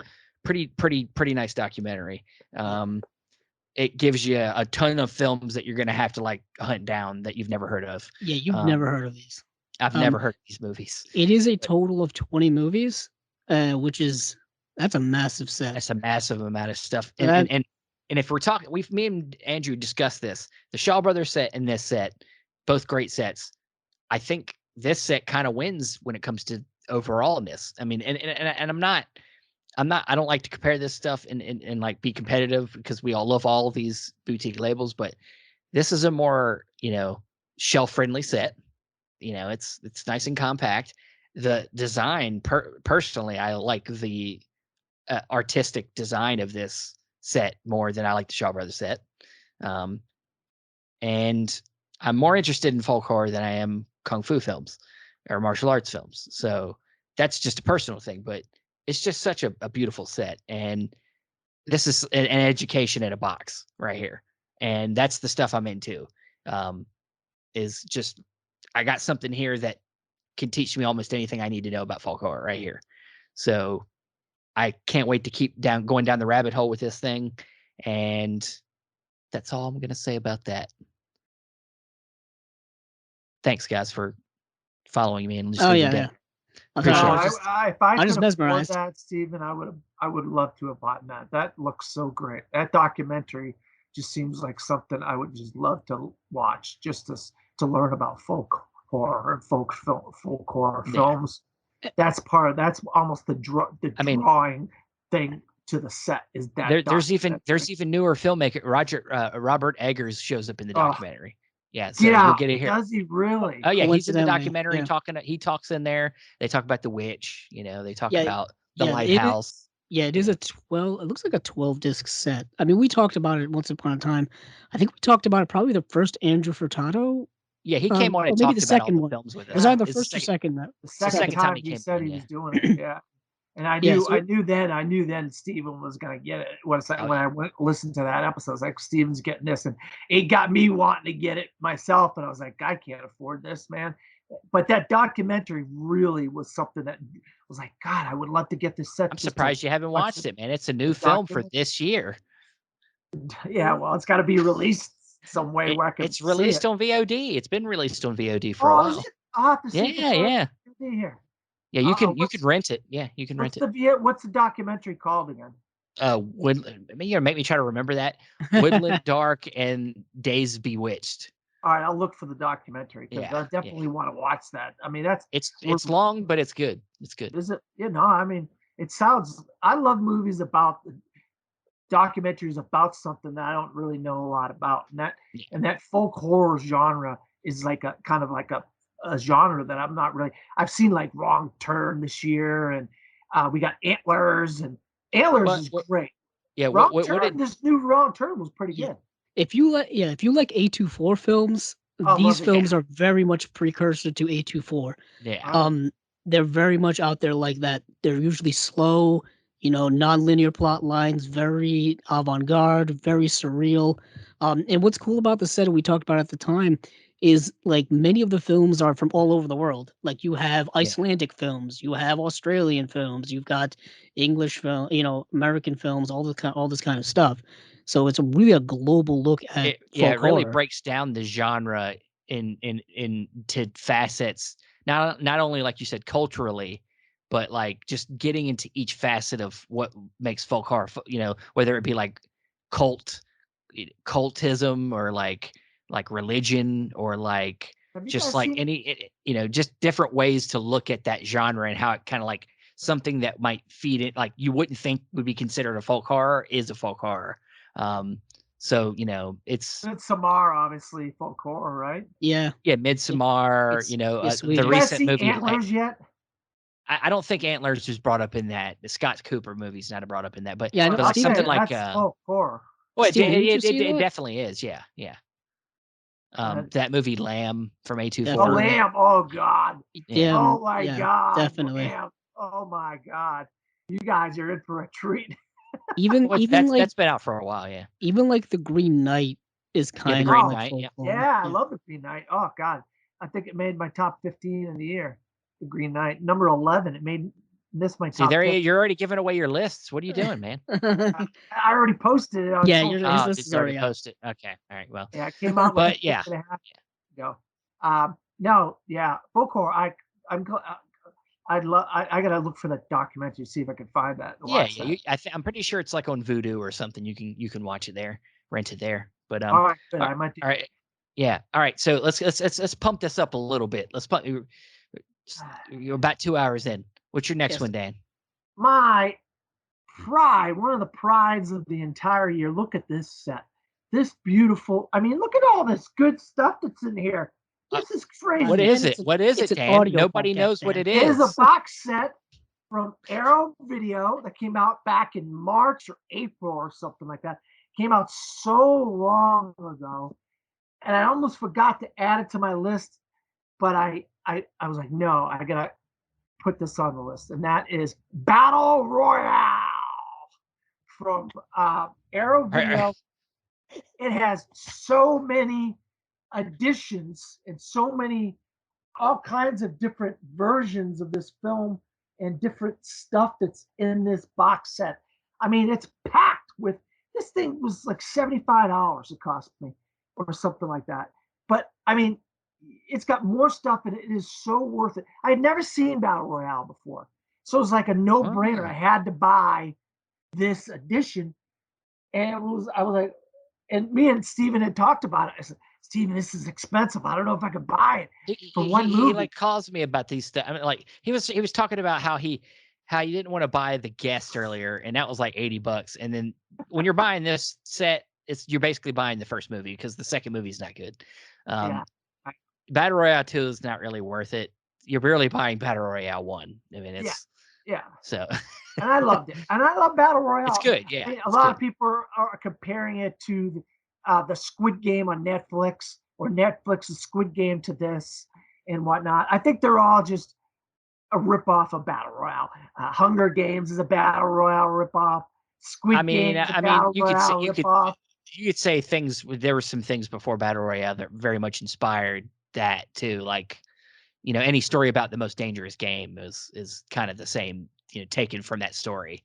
But I mean, it's a great Korean film. I like I said, I hadn't seen it before, so I had to get it. And getting into it, was just like, wow, look at all the stuff that's in this thing, and all the stuff. I can't even get into what's in it. There's so much that's in that thing. I mean, I don't know if you. Well, if you take a break from new movies, you might be able to get into that thing that you spent so much money on. I watched a bunch of stuff for it. I just can't tell you all the stuff. Okay, it's all good. It's all good. There's a book in there. There's CDs in there. There's all kinds of stuff that's in there. It's a whole yard sale in there. Yeah, it really is. Yeah. I mean, just looking at it. Just looking at all them things that are in there. Isn't that crazy? Andrew's getting upset he doesn't have it. Stop that. And he doesn't have that. No.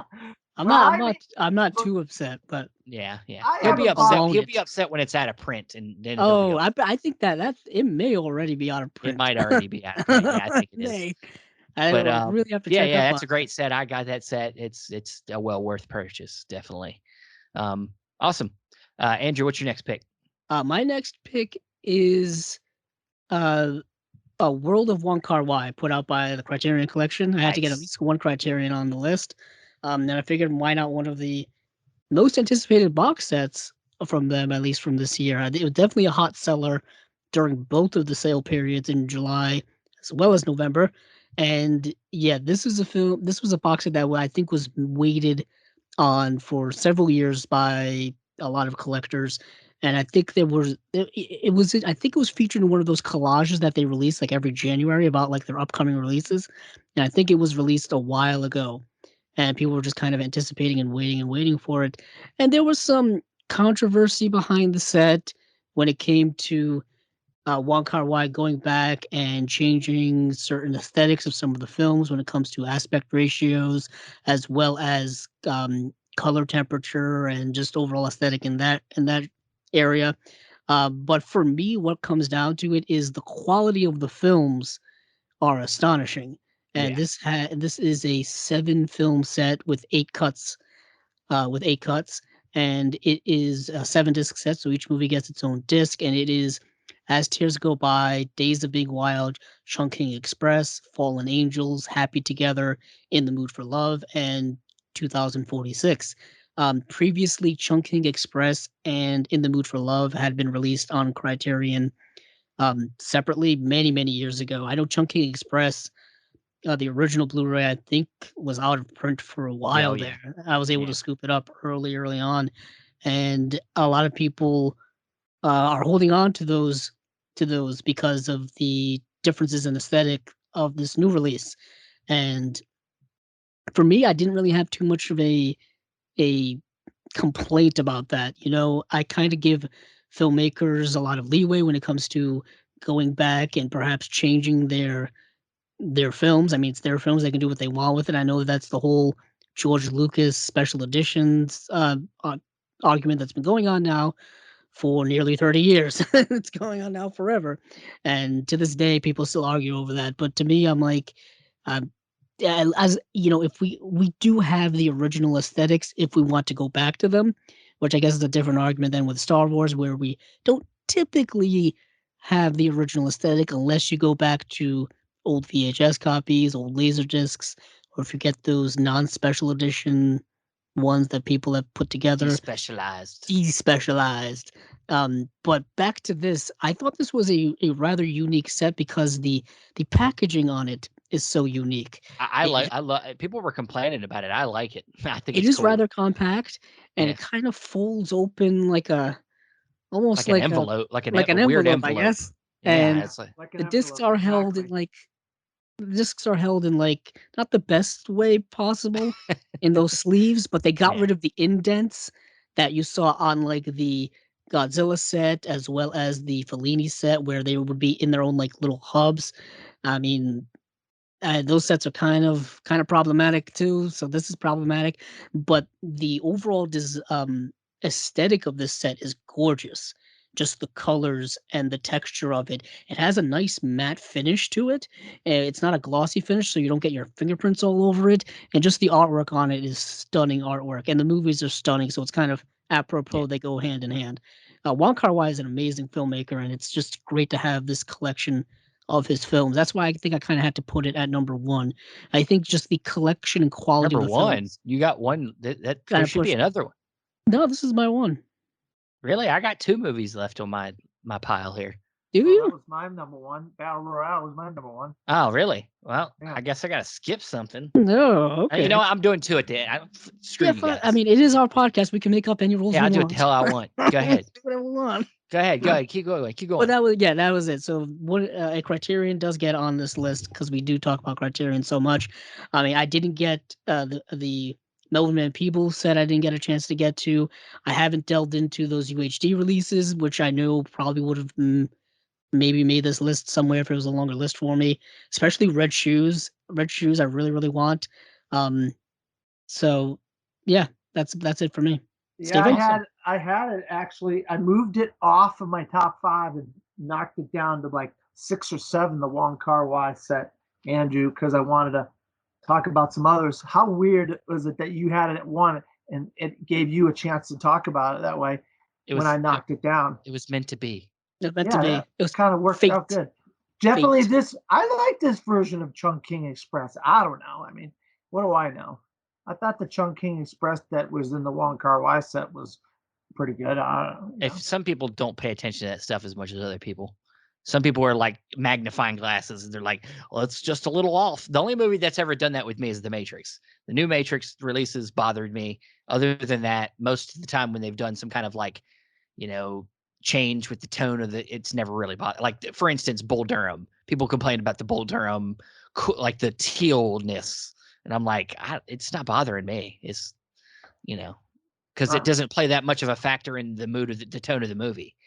Yeah. But the tone of the movie in The Matrix with the green, I think fits, and that kind of messes with it when they took out a lot of that green. But Yeah, that's just I me. remember you telling me about Yeah. that. You didn't like that.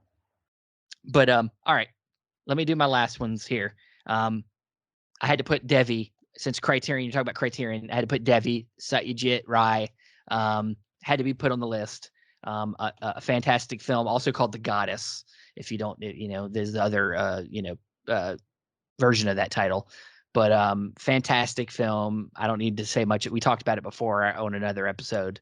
But anything Satyajit Rai, I'm going to get, and I'm going to put it on the list because I have to. But the other film I'm going to talk about here is one I haven't really talked about a lot, but it's kind of one of the big releases of the year, I think. I think this film has gotten a lot of popularity. And I remember Mark McCloud brought this up. He was like, when it comes to this year in Blu-ray sales, there was before Riccio and after Riccio. And yes, Riccio, the story of Ricky, is a bonkers movie. It is one of my favorite watches this year, first time watches this year. And it's one of them things where it's like, when you're a kid and you're like pretending to beat the crap out of people, like in your mind, you're like, you're like making noises like you're beating, pretending in your head. This is like that, where like you're like, I punched some dude's head off. Well, they do that in this movie. Like punches a guy's head off, he like rips a dude's heart out. Like things like that happen in this movie, like it's reality, and it's amazing. It's just one of the most bonkerish, just coolest movies. At the end, he fights basically the Hulk. This guy just transforms into a Hulk at the end. It's so it's amazing. If anybody hasn't seen Riccio, the story of Ricky, please go check it out because it's such a good time. It's one of the movies you get together with your buddies and you can create a drinking game out of it or just have a great time. Like it's one of the best times I've had out of the stuff I picked up this year. This was an 88 films release. I haven't delved into the special features yet, but I'm sure there's some good stuff in here and worthwhile purchase. Riccio, please pick it up. I don't know if I think there's still limited editions out there, so you should get it while you can. So, but before anything about Riccio, before I say something else, no. Okay. Before we get into some honorable mentions, real quick, I do want to bring up a couple comments from our social media page. We have a Facebook group where it's a private group for people, members of Chasing Limbo Facebook group. And I asked them in there to put some of their favorite releases. Of course, I put it in today, so I didn't get a lot of responses, but I do want to bring up the couple of the ones I did get. Let me see if I can find it here. Here we go. All right. So Jeffrey said the Shaw Brothers collection. Of course, that's one we all wanted to say, except for Dan because he doesn't like kung fu movies. I just like making you look bad. And then John Matthews, the host of Indicator Cast, put in here. He's got a list here. He's got Flesh for Frankenstein for Severin, which was another one I kind of wanted to bring up too. Flesh for Frankenstein. Yeah, that's a great release. That's a great release. release. That. Once I get the vampire one, I got to get the Frankenstein. You got to get the Frankenstein one. That was the first movie I watched for 2022. Yeah. Hell of a way to start the year. Yeah. And them replacement 4Ks are coming, guys. Either way, fantastic. I got my speaking of which, I got my email already from Vinegar Syndrome saying that you don't have to do anything. We're sending you a disc late January. Yeah, I got that, and they give you the coupon code for the $6 off. Yeah, I already got that too. Yeah. The other ones he's got here is also the Blood for Dracula from Severin. He also put Arrow's Yokia Monsters, which is another great set. Yeah. From Indicator, he put Irreversible, which is a great film. Hard to watch, but great. That's a good release. Yeah, good release. Also from Eureka, he put the Great Silence, which is a great Western, one of the greats. Oh, we didn't talk about it, but it's getting another release. It's getting a 4K release from Studio Canal. Oh, really? In France. Yeah. Damn. Movie's getting another release. So many releases of that movie. I know. And then, now you got to give me a recommendation. Which version is the best one to get? Well, I don't know. I don't know if I'm going to buy every version, but I mean, but I can say I have I think it's, what's the name of the company? You're talking about the US one? Yeah, I have Film Movement. I have the Film Movement release of it, and it's good. It looks good, but I'm sure. I mean, like if you're a 4K guy, I've had good luck with Studio Canal over the last year. Go get the Studio Canal's a great company. Go. You like 4Ks? Go get the 4K version from Studio Canal that's coming out. I'd say. All right. And then he's got Criterion's Once Upon a Time in China, which is a great set. That is a great box set. I had that pre-order and I had to cancel it. Another one. Life. I had it in. I knew it. It'll be there, Dan. It'll be there for next time. There. Criterion stuff doesn't run out. February 24-hour sale. Yeah. You'll get it. You'll get it. And then the last one he's got here is from Synapse, which I almost put one of Synapse releases on my list. Running Time, the film from what's Bruce Campbell's in it? Yeah, the Bruce Campbell film. Yeah. Good, great release of that. I really like that. But he put the Kindred, that monster film that's been getting thrown around a lot. People have been talking about that release. So yeah, that's all we got. I didn't give a lot of people a lot of time to put stuff in here. So maybe we'll get some more for next episode. But with that said, any more honorable mentions anybody want to bring up? Go ahead, Dan, since you got the most ready. Oh my God. Sam, quick. Sam, quick. I don't. Uncut Gems. What a gorgeous 4K from Yes. Criterion. Another one. I know people were bitching and complaining about the packaging and all this stuff, and one of the discs they had to break and send back, but I didn't care about the Blu-ray. I just wanted the 4K, and that was Citizen Kane right there. I don't have a problem with Citizen Kane. I don't know, but oh my God, one of the most gorgeous films I've seen all year right here. Django. I looked on your letterbox. You didn't give it a great review, Steve. Oh, what did I give it? 3 stars. That's solid. That's solid. Yeah, A little low, Dan. A little low, Steven. That should be a solid. 5-star movie, Steven. It's not a 5. Dude, you give so many 5-star 5-star ratings, dude. I can't. I can't. It's a 5-star release, though. Gorgeous. I mean, gorgeous. Yeah, it's one of the most gorgeous. I never saw Django before. What a great film. And I watched some of the special features on it and everything. What a great. I actually had that in my 5 and I took it out to put something else in. So I was going to talk about Django as part of my 5, but I didn't end up doing it. Want to talk about a great freaking movie and a great addition from Kino Lorber. You guys are talking about these guys. Misery. Oh, what a beautiful addition. 4K. Misery from these guys. It was just the sound. It sounded great. It looked great. But you know what? A movie that I was like, okay, what am I going to. I really want to get this. And I didn't know what to expect. But wow, was I blown away by how gorgeous. I mean, gorgeous. It's called the full novel. The full novel of, how'd you know that? Because I see it peeked up on the screen just for a second and I saw it was The Outsiders. The full novel of The Outsiders. Oh my God, what they did to this and how gorgeous this film looks from when it was the theatrical version is ridiculous. This is why I said I was thinking about maybe buying that other one from Studio Canal. What a beautiful, beautiful, beautiful addition. And there's a special feature talking about the archivist of Francis Ford Coppola and how he went about making this edition of The Outsiders, and how he's going to start doing all of Coppola's films. We're getting in another couple months, the Godfather trilogy. And so I recommend, if anybody has a chance to get the Outsiders from Studio Canal, Misery from Kino Lorber, some of these films. I got a bunch more, but that's all I'm going to say. That's good. Yeah, please calm down. Final countdown. Andrew, any other ones you want to? Any other ones come up to mind? Just coming up to mind, Santa Sangre, the Alejandro Jodorowsky another good film one from Severin. That's a heck of a release. I think it's like a 4-disc set, including soundtrack. It's a hell of a release.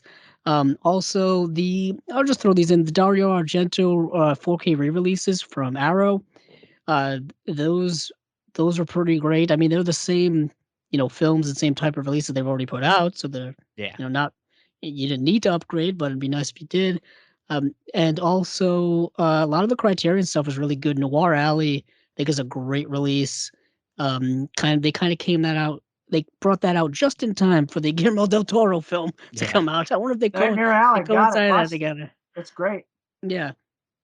It's very good. It was good to watch it before the Nightmare Alley from Guillermo. Yeah, I think they're both adaptations of the same book. So the Del Toro film is not like a remake, I don't think. Granted, I haven't seen it. It's basically a remake, though. It's a remake, Andrew. Okay. I think the ending is the big difference. Is the ending? No, it's the same ending. It's the same ending. I've heard that the ending's different. No spoilers. No spoilers. I've heard that. That's what I've heard. I've heard that the ending from Nightmare Alley, the original Nightmare Alley, was Hollywoodized, and then the new movie, the ending is a lot different. That's what I've heard. Yeah, but some more stuff from Arrow. Major Dundee, I thought was a great release. The Hal Ashby film, or kind of quasi Hal Ashby film, Great Western. Also, the Years of Lead um, release that they did. The box set of Italian gangster films from the 70s. It's kind of a unique thing. That whole window of like over the summer where they just had these great box set releases. What's the Vengeance one that you got saving? Trails. Cold War Creatures Cold is War another good. Creatures is another one that's really cool. Um, Vengeance Trails, I really want to yeah, the get. Vengeance Trails. Yeah, And of The Years course of another Lead. great one's the Gong Li, Zhang Zhimo yeah. We didn't talk imprint. about Imprint. Imprint had a big year in terms of Yeah, releases. The Straight Story, Steven. I yeah, know you picked Oh, that I bad gotta boy get up. yeah. that. Who's got the? Who put that out? I gotta Imprint. get That was that. Imprint. I Yeah. gotta get that. I gotta get Yeah. that. It's tough to get their stuff if you're not buying directly from them. Well, It's kind Yeah. of it's a little I tough. just got remembered of Richard Farnsworth from Misery, and I'm like, damn it, I gotta get that before that's Nice. not available anymore. Yeah, I ended up getting Drugstore Cowboy from them, which was the Gus Van Sant film. So that's one of the ones I got from. But that Gong Li set, um, Yang Zhimo set or Zhang Zhimo, that's a hell of a release. Like if you've just Yeah. seen that unboxing, I know Steven has it. And I've watched him kind of take it apart. It's an impressive set. Yeah. Expensive, but very impressive. Yeah. A couple other ones I'll bring up real quick. Fury from Warner Archive is a Oh film I yes. really enjoyed. One that was not released this year. Technically, I'm going to bring it up anyway, just because I love the release. Possession. That Possession from Mundo Vision. The Sam Neill film from was it Andrew Zolioski? I think is how you say his last name. Hmm. But that's just a fantastic release. That was I love playing it. at an art house cinema like a month ago, right here, about 45 minutes from me, Steven. I didn't go see it, and I God, wanted to. it's a good movie. Such a I Oh, good you're movie. talking. wanted Yeah. to. I wanted Oh to go yeah. see it. I just Yeah. couldn't It's fit it it's in my out there. schedule. It's Yeah, out I think there. because it has a new 4K transfer. They were showing it at art house Yeah. cinemas. Yeah, it's out Um, there, but it's good. Also from Warner Archive, all the Thin Man films they've been putting Yeah, out. oh They yeah. ended up Yeah. getting most of them out this year, and one and final one's coming, I think this month or next And month. and because he's coming on next week, I got to bring up New York Ninja. Oh And I think Brad yeah, Henderson was very involved in the producing of this talk about release. So film coming out of nowhere, yeah, literally movie that was it was undone from the 80s. unfinished. Yeah, Yeah, unfinished. They put this thing together, created things to make this thing get finished. I mean, the sound and the like they finished a movie and put it out for the first time ever to a lot of people. It was never completed. So it's first time ever being seen in a completed fashion. So that's just an achievement all in its own. And that's just cool. That's just a cool thing. The Gambler from Imprint, another good release. Also, you had a lot of other 4Ks from Arrow, like Legend got that 4K release. Oh, where did I get that on 50% off Barnes and Noble sale? Wow, I just Yeah. lucked into that. There's I know. also, I was gonna say a couple 101 films. You had the couple films from Penelope Spears, The Boy Next Door, and Suburbia, both getting releases from them. There's a couple great releases. Oh, and Imprint also, As Good as It Gets, finally getting a Blu-ray. Thank God. Jeez. Really, as good as it gets. The acting, Jack Nicholson. Yeah. Helen Jack Helen Hunt. Hunt. Nicholson, Helen Hunt, first time on Blu-ray finally, or first time on a What? good Blu-ray. Yeah, What?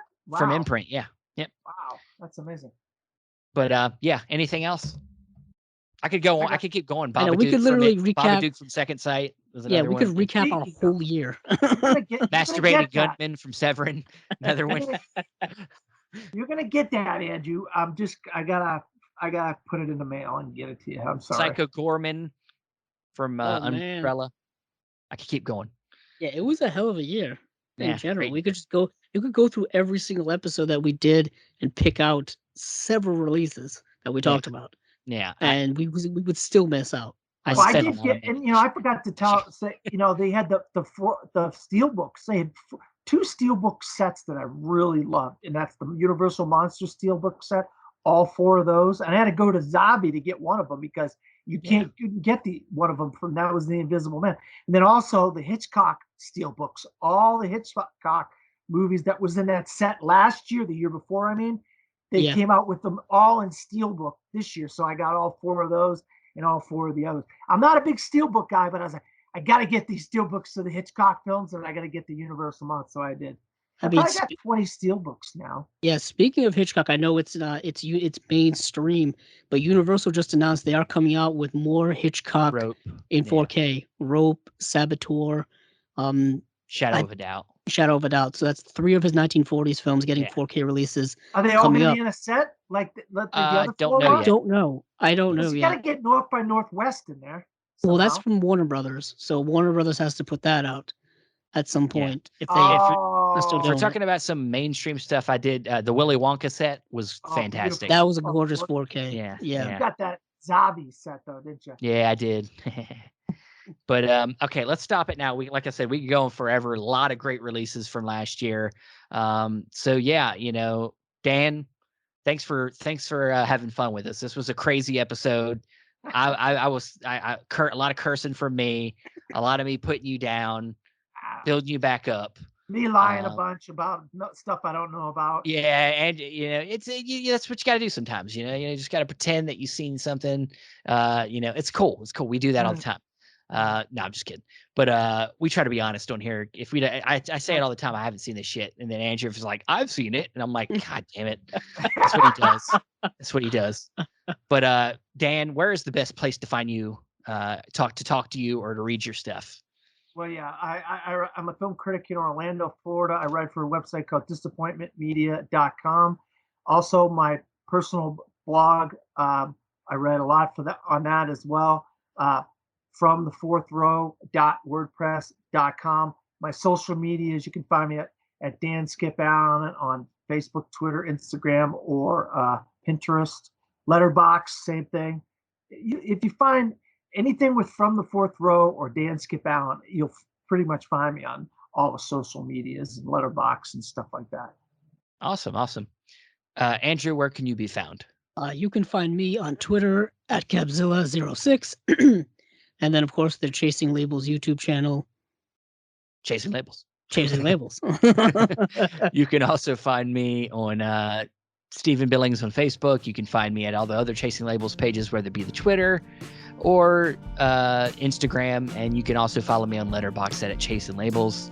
You can find the audio for the podcast on Podbean, Spotify, Apple Podcasts, Stitcher. Thanks again for listening. And hey, keep on watching them movies. I know I will.